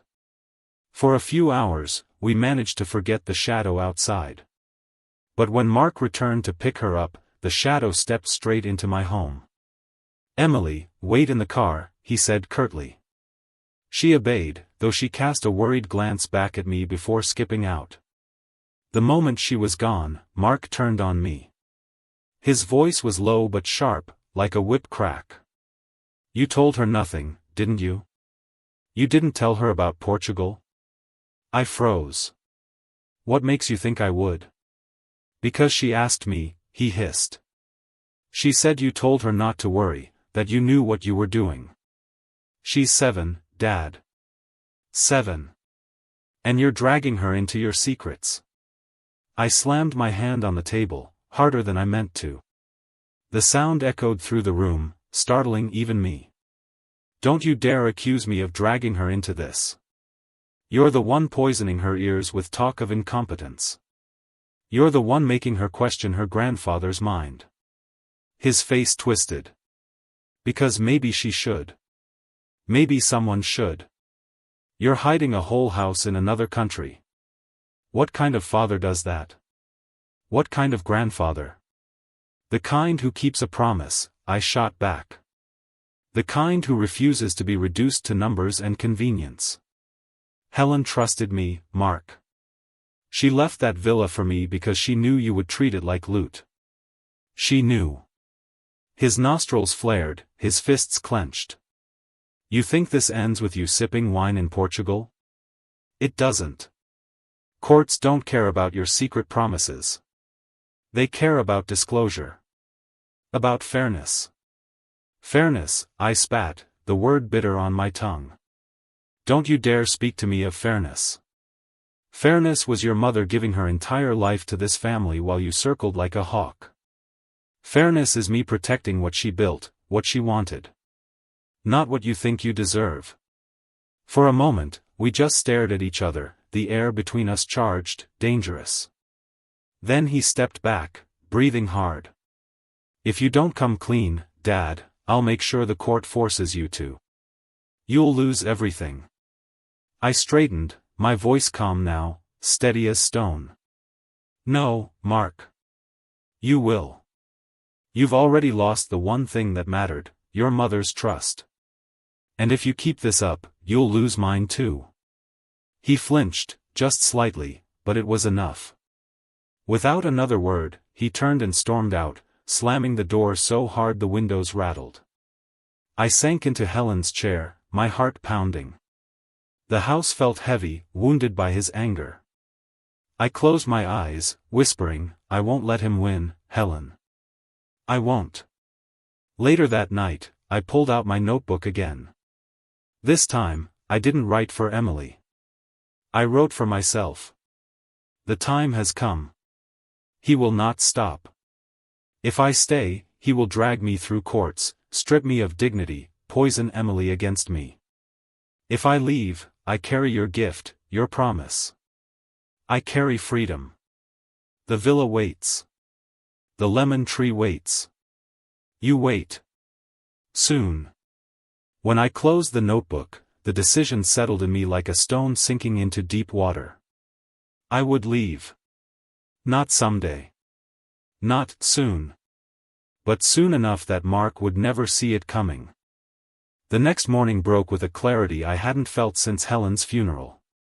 The indecision that had plagued me for weeks was gone. I knew what I had to do. If I stayed, Mark would drag me into court, tarnish Helen's memory, and poison Emily's heart with lies. If I left, I would carry Helen's gift intact, live on my terms, and, perhaps most importantly, preserve my granddaughter's image of me as someone strong, not broken. After breakfast, I picked up the phone and dialed Dr. Almeida. My voice didn't waver. Doctor, I said, I'm ready. What's the next step? Then we move forward, he replied without hesitation. I will arrange for your arrival in Lisbon. I will send my associate, Katerina, to meet you at the airport. She will hand you the keys, walk you through the villa, and help you settle. All you must do is tell me when you intend to travel. When? I repeated softly, staring at Helen's chair. Soon. Very soon. Good, he said. I'll keep everything prepared. After we hung up, I pulled out Helen's travel bag again. This time, I filled it with finality, her rosary, the photo album, my notebook for Emily, the letters I had written her, and a few pieces of clothing. I tucked the Lisbon key into a side pocket, zippered it tight, and laid the bag by the door. It looked out of place there, a secret waiting to be told. But secrets, I was learning, were sometimes the only way to keep the truth whole. That afternoon, the phone rang again. Not Mark this time. A number I didn't recognize. I answered cautiously. Mr. Carter, a clipped voice said. This is Dana Myers, clerk for the county probate court. Your son, Mark Carter, has filed a petition regarding guardianship proceedings. You will receive formal notice in the mail within the week. I closed my eyes. There it was. The line had been crossed. Thank you, I said simply, then hung up. My hands shook for a moment as I lowered the receiver, but only briefly. The fear came, yes, but it was drowned quickly by something stronger: resolve. I knew what I had to do. That evening, Mark himself called. His voice was smug, heavy with self-righteousness. "Dad," he said, "I tried to reason with you. I tried to give you a chance. But you left me no choice. The petition's been filed. Once the court sees what you've been hiding, they'll rule in my favor. It'll be easier for everyone if you just cooperate." "Cooperate?" I said, my voice low and steady. "No, Mark. You've mistaken me for someone else. Your mother's husband, your father, he does not cooperate with betrayal. He endures. He chooses. He disappears, if he must. But he does not bend." There was silence on the other end. For the first time, I think he realized I wasn't bluffing. "Don't do this," he muttered finally. "Don't make this worse." "I'm not making it worse," I replied. "I'm making it mine." I hung up before he could answer. That night, I sat at the desk with Helen's note in one hand and my own letter of boundaries in the other. I laid them side by side, reading them aloud as though they were scripture. "If you need to disappear, not if you need to explain. I will not sell. I will not disclose. I will not be managed." The words wove together, steadying me. I opened my notebook and wrote one last line before bed. "Tomorrow I will book the flight. Tomorrow the clock begins." And for the first time, sleep came easily. The following morning, I rose before dawn. The house was still and gray, the kind of quiet Helen used to love, when the world felt untouched. I sat at the kitchen table with a steaming cup of coffee and opened my notebook to the page where I'd written, "Tomorrow I will book the flight." Today was tomorrow. I powered up the old laptop, the one Helen had insisted we keep even after Mark offered to upgrade us. It hummed to life, slow but steady, and I searched flights to Lisbon. Rows of options blinked across the screen, numbers and dates that felt both unreal and inevitable. I picked one for 10 days from now, early morning, one layover, nothing fancy. Just a passage to freedom. When the confirmation email arrived, I sat back in the chair, breathing hard. It was done. The clock had begun. But leaving meant more than packing a bag. It meant leaving something behind, not for Mark, never for him, but for Emily. She was the one piece of this fractured puzzle I couldn't abandon without a word. I pulled out the envelope of letters I'd written for her. 3 so far. I added a 4th. "Dear Emily, if you ever wonder what courage looks like, it is not loud or angry. It is quiet. It is choosing dignity when others try to take it from you. Your grandmother taught me that. And now I'm teaching you." I sealed the envelope and wrote her name across it in bold letters. Then I placed it inside the wooden jewelry box Helen had left her, the one Mark had dismissed as sentimental junk. Sentimental junk.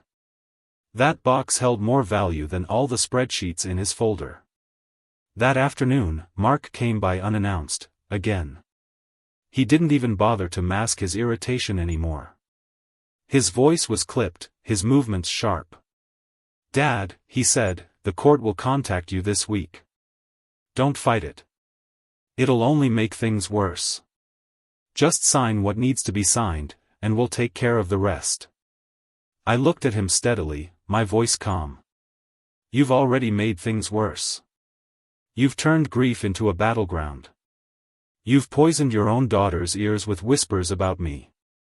And you think a judge can strip me of the one thing I still own, my choice? No, Mark. You're wrong."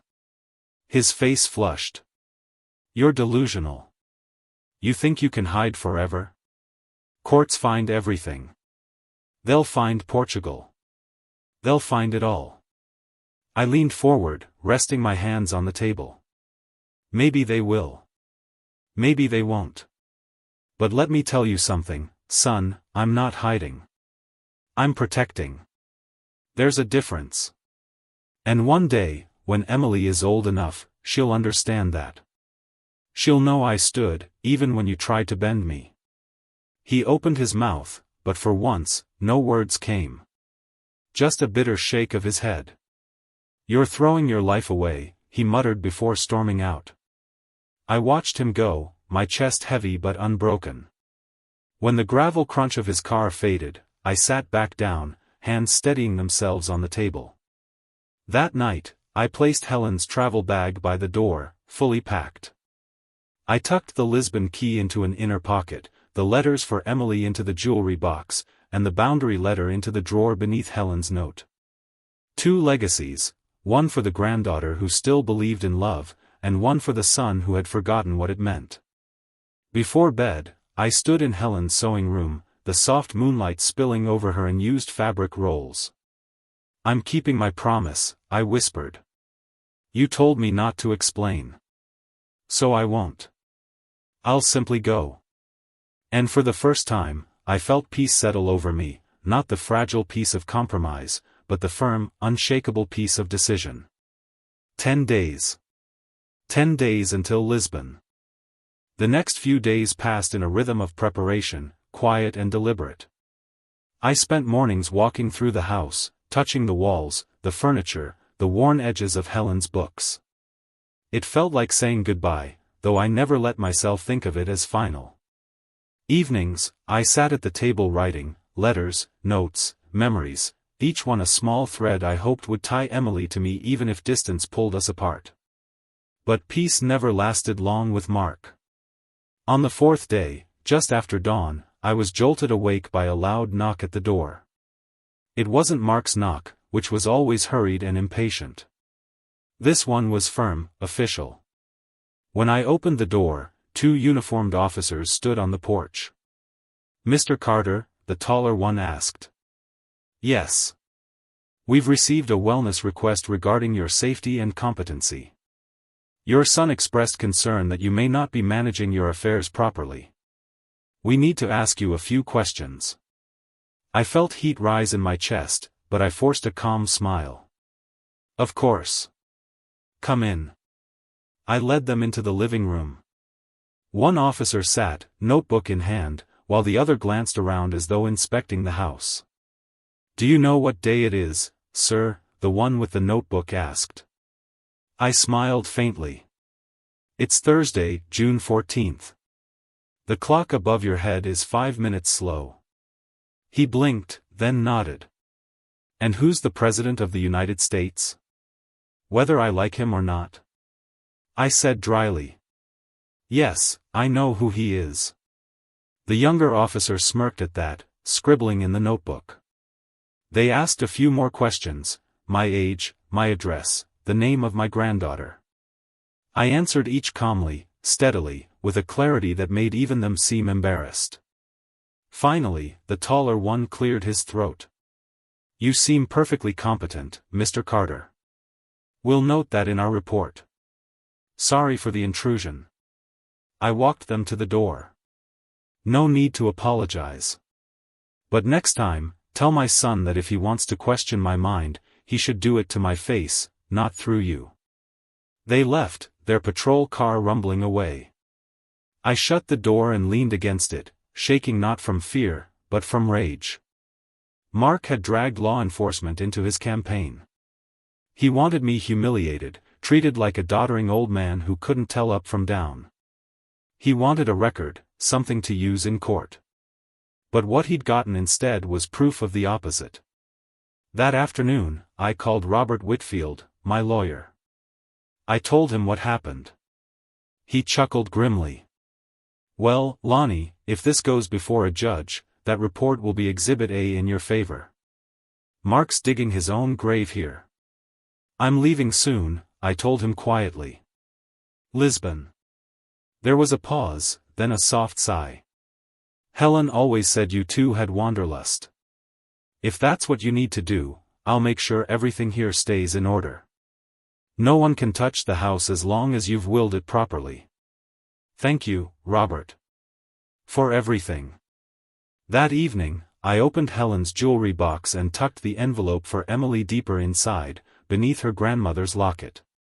One day, when the time was right, she'd open it and find my words waiting. As I set the box back on the shelf, the house groaned in its familiar way, a long, low creak. It sounded almost like approval. I whispered into the empty room, "I'll go, Helen. Before they tear everything apart. I'll go, and I'll carry you with me." The travel bag sat by the door, ready. 10 days felt too long now. Every knock, every phone call felt like another hand reaching for me, trying to pull me under. Soon, I thought. Sooner than planned. And for the first time, I felt a strange, quiet thrill, like the spark of rebellion, like a boy sneaking out of his parents' house. But this wasn't rebellion. It was survival. It was freedom. By Friday, I knew 10 days was too long. Every hour in this house now felt like sitting in the eye of a storm, waiting for the winds to tear it apart. Mark's petition, the police visit, the threats, it was all closing in faster than I had imagined. If I hesitated, I risked losing everything Helen had so carefully arranged. That morning, I called the airline. My voice was steady, though my heart hammered in my chest. "I need to move my flight up," I said. The clerk clicked through her system, then offered me an earlier ticket, 3 days from now, Monday morning. I accepted without hesitation. When the confirmation email came, I printed it and slid it into Helen's travel bag. 3 days. That was all I had left here. I spent the rest of the day setting things in order. I walked through the house with a deliberate calm, almost ritualistic. I dusted Helen's chair and placed a folded quilt over its armrest, the way she used to. I polished the silver pie server she loved, setting it back in the drawer like a relic. In the attic, I organized the boxes so that if anyone snooped after I was gone, they would find only the life they already knew: deeds, tax records, memories too ordinary to hint at Portugal. But the most important preparation was for Sunday. One last day with Emily. That night, I wrote her another letter and slipped it into the envelope with the others. "Dear Emily, love doesn't always look like staying. Sometimes love looks like leaving, when leaving is the only way to protect what matters. Never let anyone tell you that love is weakness. Love is the strongest choice you can make." I sealed it with trembling hands. Sunday arrived bright and sharp, the kind of day Helen would have insisted on spending in the garden. I rose early, put on my cleanest shirt, and began baking. Apple pie, her favorite, Emily's favorite, our Sunday tradition. When the SUV pulled into the driveway, Emily bounded out as usual, but Mark didn't leave the car. He stayed behind the wheel, his jaw tight, his eyes fixed forward. Emily ran inside, breathless and smiling, clutching a small notebook. "I made you something, Grandpa," she cried, flipping it open. Inside were drawings of pies, lemon trees, and a house with smoke curling from its chimney. In shaky letters, she had written, "Grandma's house. Grandpa's house. My house." The simplicity of it undid me. I hugged her tight, blinking hard against the sting in my eyes. "It's beautiful, sweetheart. More beautiful than anything I could have drawn." We spent the afternoon baking and playing cards. At one point, she asked, "Grandpa, will you always live here?" I hesitated, then chose my words carefully. "I will always live where your grandmother's love is. Sometimes that's here. Sometimes it might be somewhere else. But no matter where I go, you'll always be with me." She tilted her head, puzzled but thoughtful, then nodded. "Okay. As long as you still make pie." I laughed, though it broke halfway into a sob. "Always." When Mark came to collect her, she hugged me tighter than usual. "Next Sunday?" she asked. I kissed the top of her head. "Next Sunday, you'll still taste the pie, even if I'm not here. Remember that." She frowned, confused, but nodded. Children accept mysteries better than adults. Mark called from the car, impatient. Emily ran off, waving as she climbed in. For a moment, our eyes met, Mark's and mine. He must have seen something in my face, because his narrowed, suspicious. But he said nothing. He drove off. That evening, I sat in Helen's chair one last time. The house was silent, the quilt folded neatly, the air heavy with memory. I whispered into the quiet, "I'll carry you with me, Helen. I'll carry all of this." Then I stood, took Helen's travel bag in my hand, and set it by the door. Monday morning, I would leave. Disappear, just as Helen had told me. Not to explain. Never to explain. Monday morning arrived with the hush of a secret. I rose before dawn, when the house was still wrapped in shadows. The clock in the hallway ticked faintly, every second reminding me I had only hours left under this roof. Helen's travel bag waited by the door, packed and ready. My passport and ticket sat tucked in the side pocket, along with the Lisbon key that seemed to hum with quiet promise every time I touched it. I moved slowly through the house, saying goodbye in the only way I knew how. In the living room, I rested my hand on Helen's chair, tracing the worn fabric where her fingers had smoothed countless times. In the kitchen, I opened the drawer that held the pie server, running my thumb over the etched roses. In our bedroom, I pressed my palm against the quilt Helen had sewn, the one she said she'd never finish but somehow did just in time for our 40th anniversary. The hardest farewell was in the sewing room. The sunlight slipped in through the blinds, falling across the rolls of fabric she never had the strength to use. "I'll see you again," I whispered, as if Helen were hiding just out of sight. "I'll take you with me." Before leaving, I took out the jewelry box and tucked it carefully into the dresser drawer where Emily would find it someday. Inside it, her grandmother's locket, and my letters, my voice, preserved for her when I could not be there in person. That was my real will, not the kind written by lawyers but by love. At 5:30, a taxi pulled into the driveway. I had arranged it quietly, in cash, without leaving a trail for Mark to sniff out. The driver, a young man with kind eyes, lifted the bag into the trunk without asking questions. As we pulled away, I looked back at the house one last time. Its white siding glowed faintly in the early morning light, the windows dark, the garden still asleep. It wasn't just a house, it was 40 years of living, of building, of surviving. And though I was leaving it behind, I carried it within me. The ride to the airport was long and quiet. My heart pounded each time my phone buzzed in my pocket. I didn't look. I knew who it was. Mark would be furious by now, calling, texting, demanding. By the time he realized I was gone, I would already be past security, already boarding. At the airport, I moved through the lines like a man half invisible. The clerk scanned my ticket, and I felt my heart leap when the beep confirmed passage.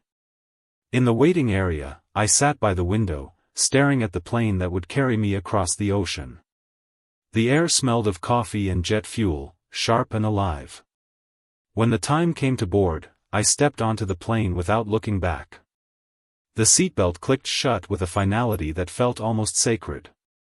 As the engines roared and the ground fell away beneath me, I closed my eyes.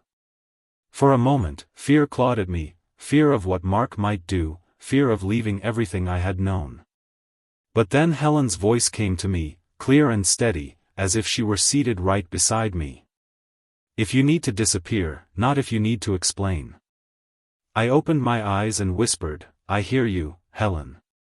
And I'm coming." Below me, the world shrank. Ahead of me, the Atlantic stretched vast and endless. And somewhere beyond it, a lemon tree in a Lisbon courtyard waited to welcome me home. The descent into Lisbon felt like waking from a long dream. Through the oval window, I saw the city sprawled across hills, red-tiled roofs glowing under the morning sun.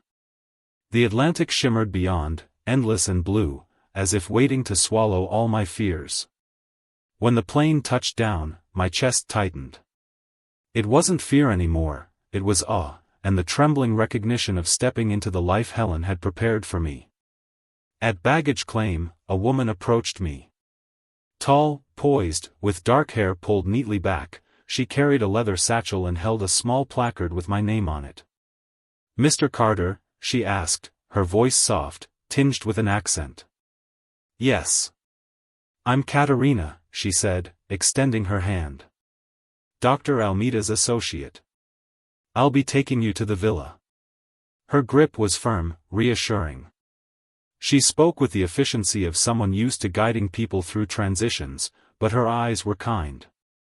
She led me out into the warm Lisbon air, which carried the faint scent of salt and citrus. The drive wound through narrow streets, past tiled buildings painted in yellows, blues, and pinks. Laundry fluttered from balconies. Children darted down alleys with laughter that echoed against the walls. I pressed my hand to the window, drinking it all in. Helen would have adored it, every crooked lane, every burst of color. At last, we turned down a quiet street lined with bougainvillea. Katerina slowed, pulling up to a gated entrance. She tapped a code, and the wrought iron swung open to reveal a courtyard. And there it was. The villa. Whitewashed walls with blue ceramic tiles tracing delicate patterns. A terracotta roof sloping gently. Wooden shutters painted the color of the sea. In the center of the courtyard, just as Helen's photo had shown, a lemon tree stretched its branches, heavy with golden fruit. I stepped out of the car, my knees weak. For a moment, I couldn't move, couldn't speak. My throat closed around a sob I hadn't expected. "Would you like the keys?"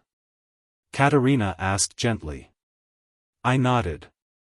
She placed them in my hand, the metal cool and solid. My fingers curled around them tightly, the way a drowning man might grip a lifeline. With trembling hands, I slid the key into the front door and turned it. The lock clicked. The door creaked open. The air inside was cool and faintly scented of stone and cedar. Sunlight spilled across tiled floors in patterns of blue and white. The walls held the echoes of quiet waiting, not abandonment but expectation, like a house that knew one day I would arrive. Katerina guided me through each room. A modest kitchen with clay pots on the shelves. A bedroom with a carved wooden bed, its frame simple but dignified. And on the wall above it, just as the photo had shown, a rosary hung gently, looped over the headboard. Helen's touch. "She wanted you to feel at home," Katerina said softly, as though reading my thoughts. I reached out, tracing the beads. She already made it home. In the courtyard, I stood beneath the lemon tree. The sunlight filtered through the leaves, dappling the tiled floor. I closed my eyes and imagined Helen sitting here, her laugh carried on the breeze. For the first time since she died, I felt her not as absence, but as presence. Not as silence, but as song. Katerina gave me time alone. I wandered from room to room, running my hands over walls, tiles, windowsills. Each touch was a prayer, a vow: "I will live here as you meant me to, Helen. Not as they would have forced me, but as you planned." That evening, I sat on the balcony overlooking the city. The sky turned gold, then purple, then deep blue. The bells of a distant church rang out, mingling with the cries of gulls and the hum of life below. I breathed it all in, letting the weight of the past weeks lift slowly, piece by piece. I whispered into the night, "I made it, Helen. I'm here." And for the first time in a long time, I felt not grief, not defiance, but peace. The first morning in Lisbon, I woke not to silence but to birdsong. The shutters were cracked open, and a sliver of golden light fell across the tiled floor. For a moment, I forgot where I was. Then the smell of lemon blossoms drifted in through the courtyard window, and I remembered, I had crossed the ocean, crossed the line Helen had drawn for me: disappear, don't explain. I brewed coffee in the small clay pot Katerina had left for me, its bitter steam filling the kitchen. When I stepped outside to the courtyard, the lemon tree greeted me with branches swaying gently in the breeze. I plucked one of the fruits, held it to my face, and breathed in its sharp, fresh scent. It was as though the house itself was saying, "You are where you belong." Katerina returned later that morning with a folder of practicalities. She spoke with brisk warmth as she explained. "Utilities are in your name now. The trust has been fully recorded. No one outside this office knows you are here.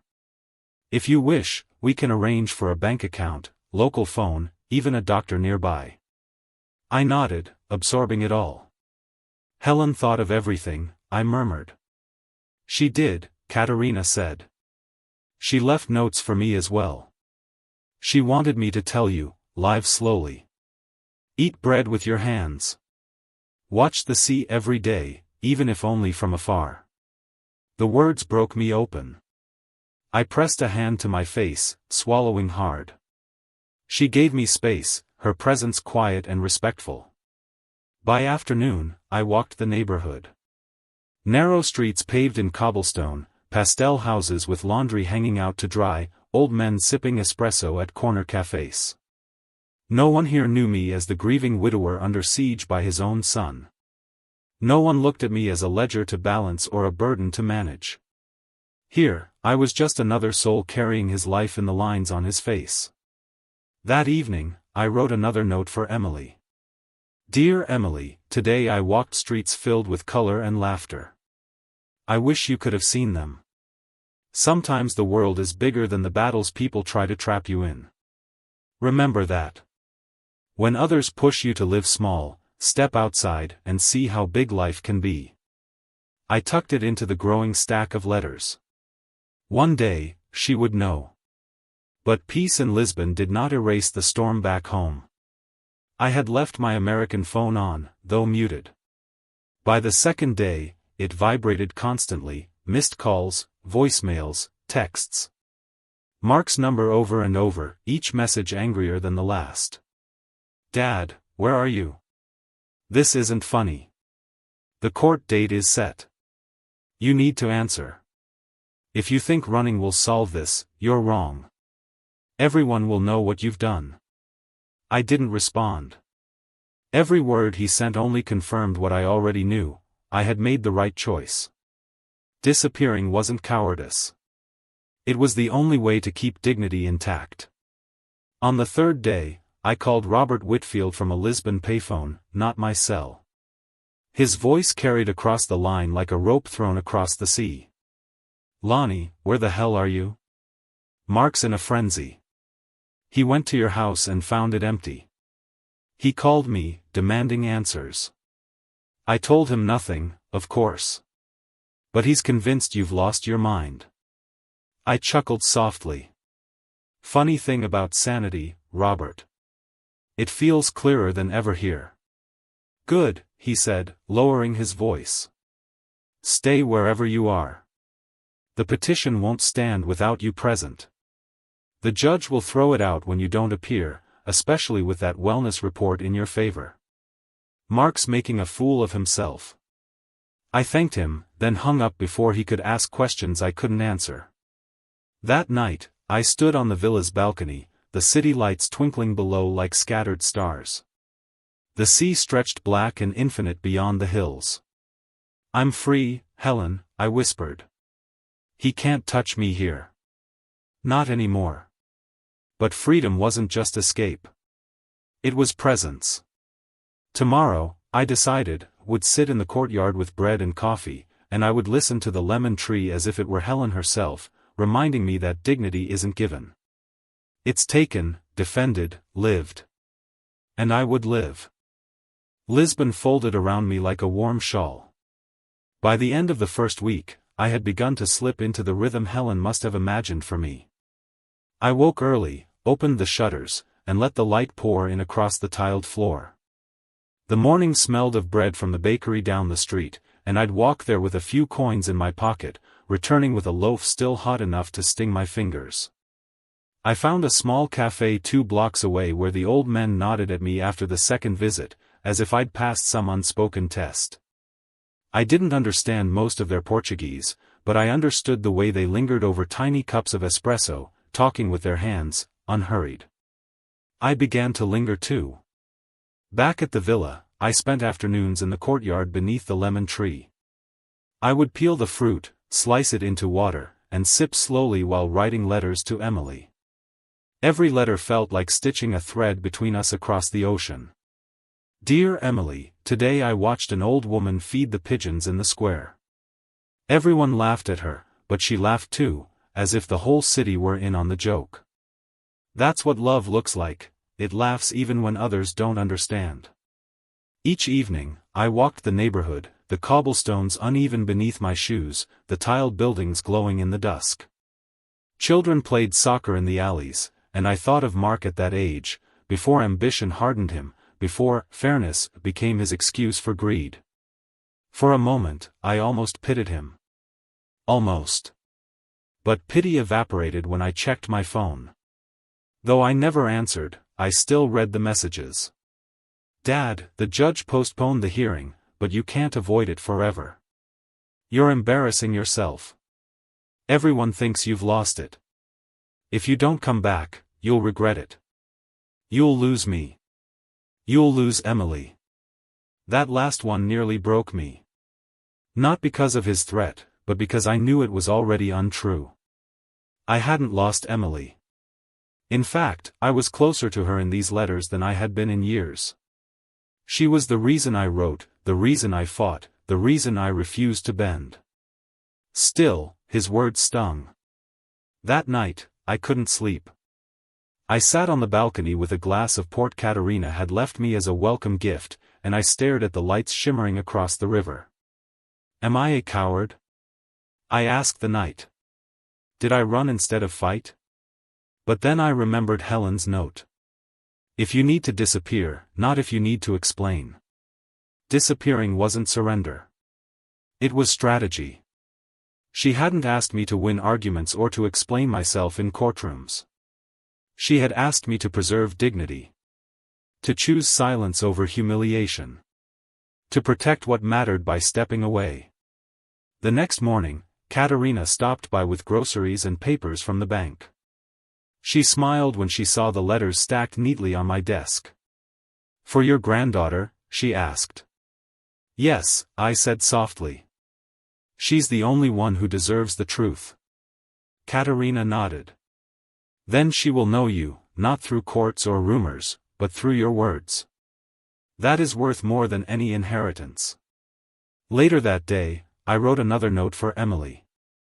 Dear Emily, sometimes love means staying. Sometimes it means leaving. The trick is knowing which one protects the people you love most. Your grandmother knew. I'm still learning, but I think I've made the right choice. Meanwhile, back home, I knew Mark's patience was cracking. Robert left me a message on the villa's landline. He's desperate, Lonnie. He showed up at my office twice this week, demanding to know where you were. He threatened to hire private investigators. I told him nothing. But he's unraveling. I pictured my son, pacing, shouting, fists clenched. For years, he had treated life as a ladder, each rung measured, each move strategic. But now, with me gone, with the villa sealed from him, the ladder had splintered. He was clawing at the air, furious that the man he thought weak had outplayed him. And for the first time, I didn't feel guilt. I felt freedom. That night, I lit a candle in the courtyard and sat beneath the lemon tree. The air was warm, the fruit heavy above me. I whispered into the dark, he can't find me, Helen. Not here. He can't take this. You made sure of it. The candle flickered, and I swear for a moment I felt her hand on my shoulder. The days slipped into a rhythm, and Lisbon began to feel less like a refuge and more like a home. I rose with the sun, drank coffee on the balcony, and listened to the bells of a nearby church roll out across the city. Each toll reminded me that time was passing, time free from courts, from threats, from Mark's relentless grip. But even across the ocean, his shadow stretched. Robert's latest call confirmed what I already suspected. Lonnie, your son's losing patience. He's not just leaning on the court anymore. He's hired a private investigator. He came to me bragging about it, saying he'll find you no matter where you've gone. I sighed into the phone.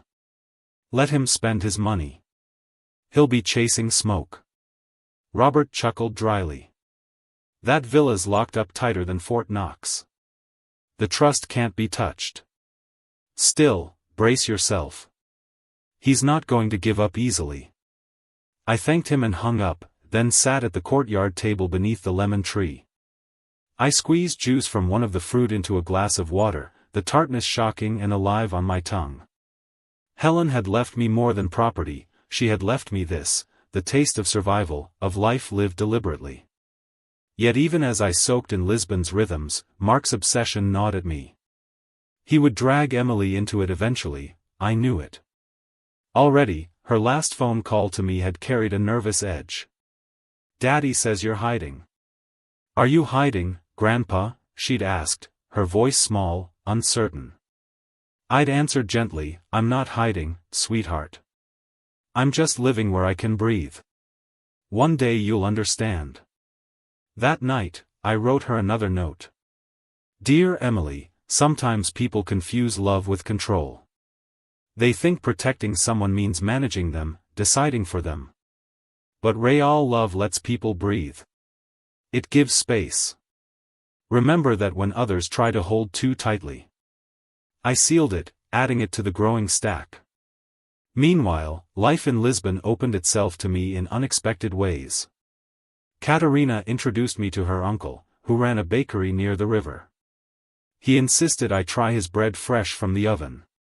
Eat with your hands, he commanded in broken English, laughing as I tore into the crust. The warmth spread through me, not just from the bread, but from the reminder of Helen's note, live slowly. Eat bread with your hands. At night, I joined the old men at the cafe. They taught me phrases in Portuguese, chuckling when I butchered the words. One of them, Antonio, clasped my shoulder and said, New city, new heart. You have heart, senor. I see it. And for the first time since Helen's death, I laughed, real, unforced laughter that spilled out like water from a cracked dam. But the reprieve was fragile. One evening, as I returned to the villa, I found an envelope tucked under the gate. No postage. No name. Just a folded sheet inside with 2 words scrawled across it. We know. I stood there for a long time, the paper trembling in my hand. Who was we? Mark's investigator? A bluff? Or had someone truly traced me across the ocean? I burned the note in the courtyard, watching the ashes scatter across the tiles. Then I whispered into the dark, let them come. This place isn't theirs to take. The lemon tree swayed gently above me, and for a moment I thought I heard Helen's voice in the leaves, you've outlasted worse storms, Lonnie. Hold steady. And I would. The morning after that strange note appeared beneath my gate, I woke with a heaviness in my chest. For the first time since settling into Lisbon, I felt unsafe within the villa Helen had left me. The tiled floors, once cool and comforting, seemed to echo with each step like a warning. The quietness of the neighborhood pressed down on me, not peaceful anymore, but watchful. I brewed my coffee and sat at the table in the courtyard, staring at the lemon tree, wondering if I'd imagined the whole thing. But no, the words had been real, jagged on the page, we know. Later that day, Katerina stopped by with groceries she had picked up from the market. She noticed my distracted look and asked, what is wrong, senor? You look troubled. I hesitated. Telling her might put her at risk. Yet the burden of silence weighed heavy. Finally, I handed her the memory of the note in my words. She frowned, her dark eyes sharp. You must be careful. Lisbon is safe, but money makes people do foolish things. If your son sent someone, they will look for weakness. Then they'll be looking a long time, I said, though my voice lacked conviction. That night, I lay in bed with Helen's letter beside me. My fingers brushed over the words I had read 100 times already, if you need to disappear, not if you need to explain. She had known this was coming. She had known the people closest to me might be the ones who hunted me hardest. The next week, I began to notice small things: a figure lingering too long across the street, a car that seemed to pass the villa more than once a day, the faint click of a camera shutter when I walked to the cafe. My gut told me Mark's investigator was here, closer than ever. I could have panicked. Years ago, I would have. But grief had burned something out of me, and in its place it had left a strange calmness, almost like steel. So, I devised my own quiet response. I asked Antonio, the old man from the cafe, about private investigators in Lisbon. He leaned in, lowering his voice as though sharing a secret. There are always people who follow, who watch. But remember, senor, you are not alone. A man being watched can also watch back. That gave me an idea. The very next day, I carried my small camera, Helen's old Nikon, on my walk. Each time I suspected I was being followed, I stopped suddenly, turned, and snapped a photo. The looks on their faces, startled, guilty, scrambling to hide, told me all I needed. The hunter was now the hunted. One evening, as I developed the digital photos on my laptop, I froze. One picture, blurred at the edges, showed a man in his 40s wearing a gray jacket, pretending to check his phone as he followed me near the tram stop. Something about him screamed American. My stomach sank. I forwarded the picture to Robert with a brief note: "Mark's people are here. Confirm if this man is licensed." His reply came the next morning: "Lonnie, that's Marcus Hayes. Private investigator out of Chicago. I'll be damned. Your son really sent him across the ocean. Be careful, Hayes doesn't give up easily." Instead of fear, a strange satisfaction ran through me. If Mark had resorted to this, it meant he was desperate, chasing ghosts, spending money with no returns. Still, I knew I couldn't be careless. So I leaned into community. Katerina began walking with me to the market. Antonio made sure others at the cafe kept an eye on me. The locals, without asking for details, closed ranks around me. It was the same kind of solidarity Helen had always spoken about, the kind that grows in quiet gestures, in neighbors watching out for one another. One afternoon, as Emily's voice rang through the phone, something inside me cracked open. "Grandpa," she whispered, "Daddy says you're hiding treasures. He's angry all the time now. He says you're selfish. But I don't think you are. You're just living." I closed my eyes, swallowing hard. "You're right, sweetheart. I am living. And one day, I'll show you what your grandma left for us. But not yet. Some truths need time." After we hung up, I stared out at the Lisbon sky, its oranges and purples folding into one another at sunset. I realized then, Mark might have sent men across the ocean, but what he couldn't take was this: my time, my freedom, the slow rebuilding of dignity Helen had gifted me. The game had changed. It wasn't about hiding anymore. It was about enduring, about showing that no matter what he sent my way, I would not bend. And when the time came, I would decide exactly how much of the truth Emily, and Mark, deserved to know. The confrontation came sooner than I expected. It was late afternoon, the streets of Lisbon buzzing with tourists, when I caught sight of the man again, the one Robert had confirmed was Marcus Hayes. He was across the Praca, pretending to admire a street artist painting tiles. But I knew better. His gaze darted to me too often, too deliberate to be casual. Something in me, the part Helen used to call my quiet fire, decided I wouldn't keep walking in fear. Not anymore. I stopped in my tracks, turned sharply, and crossed the square.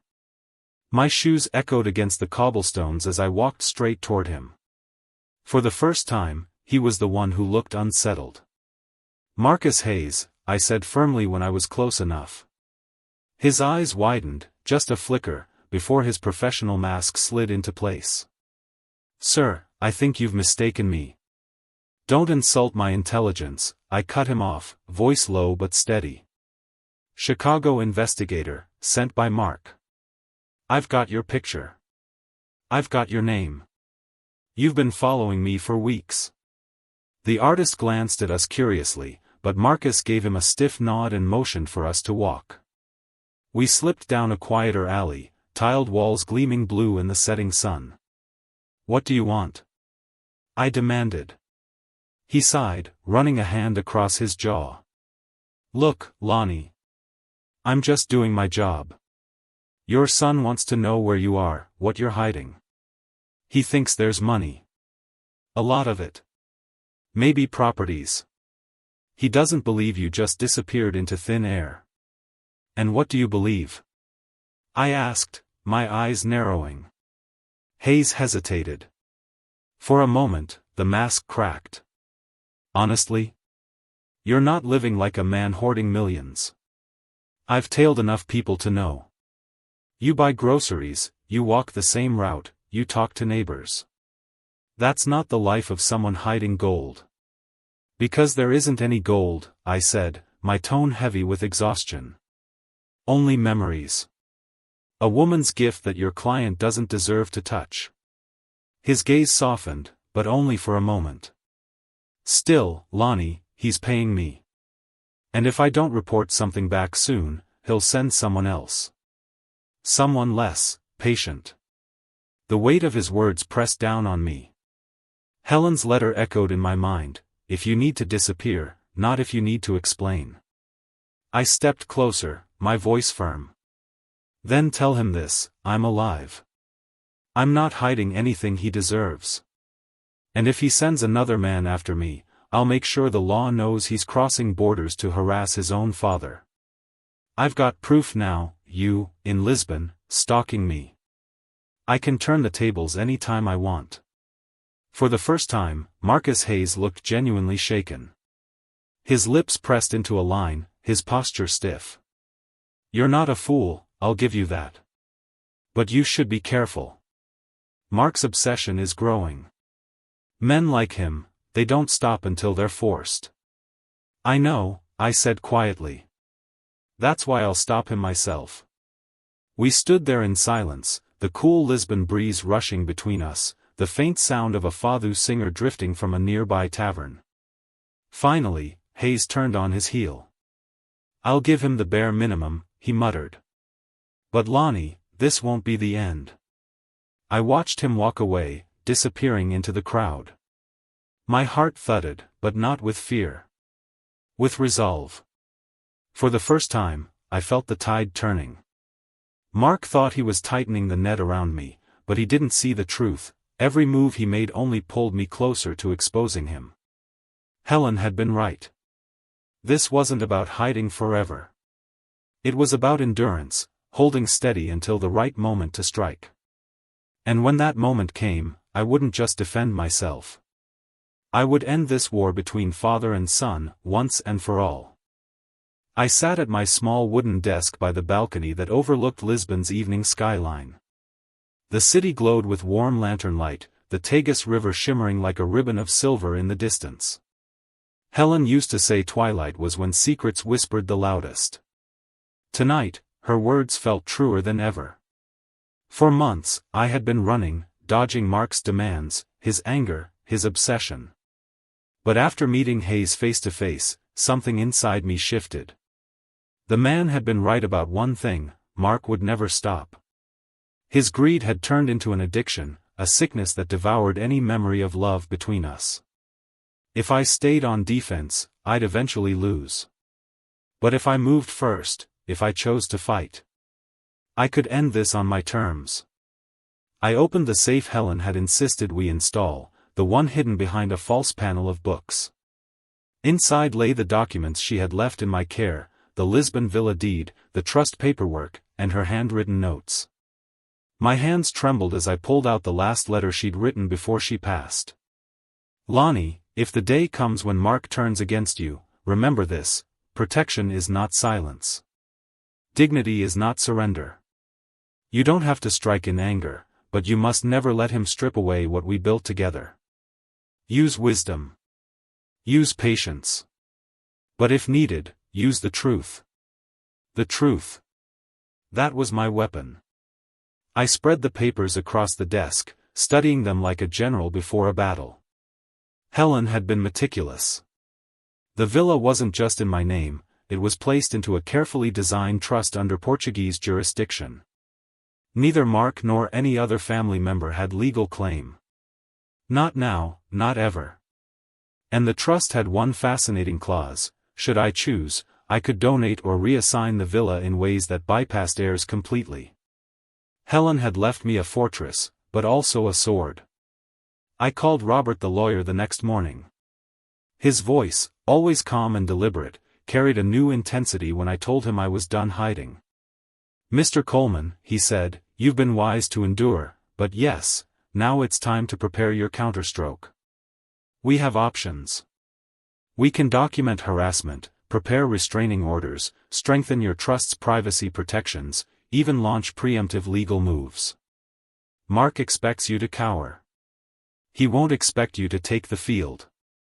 I leaned back in my chair, staring at the old family photo of Helen, Mark, and me at a summer picnic.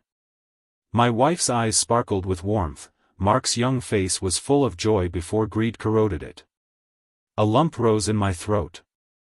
"Robert," I said quietly, "it's not just about keeping the villa. It's about showing my son that he can't bully me into surrender. If he wants a war over possessions, then he'll learn what it costs. But I'll make sure Emily, the only innocent in all of this, doesn't suffer for it." He agreed, promising to draft protections that ensured Emily, and only Emily, could benefit from my estate. Mark would find himself locked out legally, with no leverage left. For the first time in months, I felt the weight in my chest begin to lift. That evening, I wrote Mark a letter. Not a pleading one. Not an angry one. A final statement, clear and firm, like stone. "Mark, I am not selling the family home. I am not revealing or relinquishing anything to you. My life is mine to live, not yours to manage. If you continue sending men to follow me, I will treat it as harassment and press charges. If you want a father, I'm here. If you want an enemy, I can be that too. But don't mistake my silence for weakness. That time has ended." I sealed the letter, not to send immediately, but to hold as my declaration. When the moment came, he would read it and know, his grip on me was broken. Helen once said that strength wasn't loud. It wasn't about shouting or striking first, it was about standing when everyone expected you to fall. I realized then that by staying firm, by protecting what she left, I was honoring her more than I ever had. The battle lines were drawn. Mark thought he had cornered me. He didn't see that I had the map, the fortress, and the patience. And when the dust settled, he'd realize the truth: I wasn't just surviving. I was winning. And so, my story came full circle. I had been a grieving husband, a vulnerable father, and a man nearly broken by betrayal. But in silence, I discovered something stronger than rage: dignity. My wife Helen left me not only with memories but with a roadmap, one that carried me through grief into self-respect. The house was never just wood and stone, it was a symbol. A reminder that love builds legacies, not greed. Mark wanted to strip it all away, but what he never understood is this: wealth without connection is emptiness. Family without respect is nothing. When I look back now, I see that Helen's words were right all along: if you need to disappear, not if you need to explain. I didn't need to justify myself to anyone, not even my own son. I only needed to live truthfully, on my terms. So I chose peace. I chose Emily. And I chose Helen's wisdom over Mark's chaos. To anyone listening, take this lesson with you: sometimes silence is the loudest victory, and dignity is the strongest inheritance you can ever leave behind. This has been my story, told to you from the heart. If you found yourself moved, or if you've lived through betrayal and reclaimed your own dignity, I invite you, subscribe to Twisted Truths, share your thoughts in the comments, and pass this story on. Someone out there needs to hear it.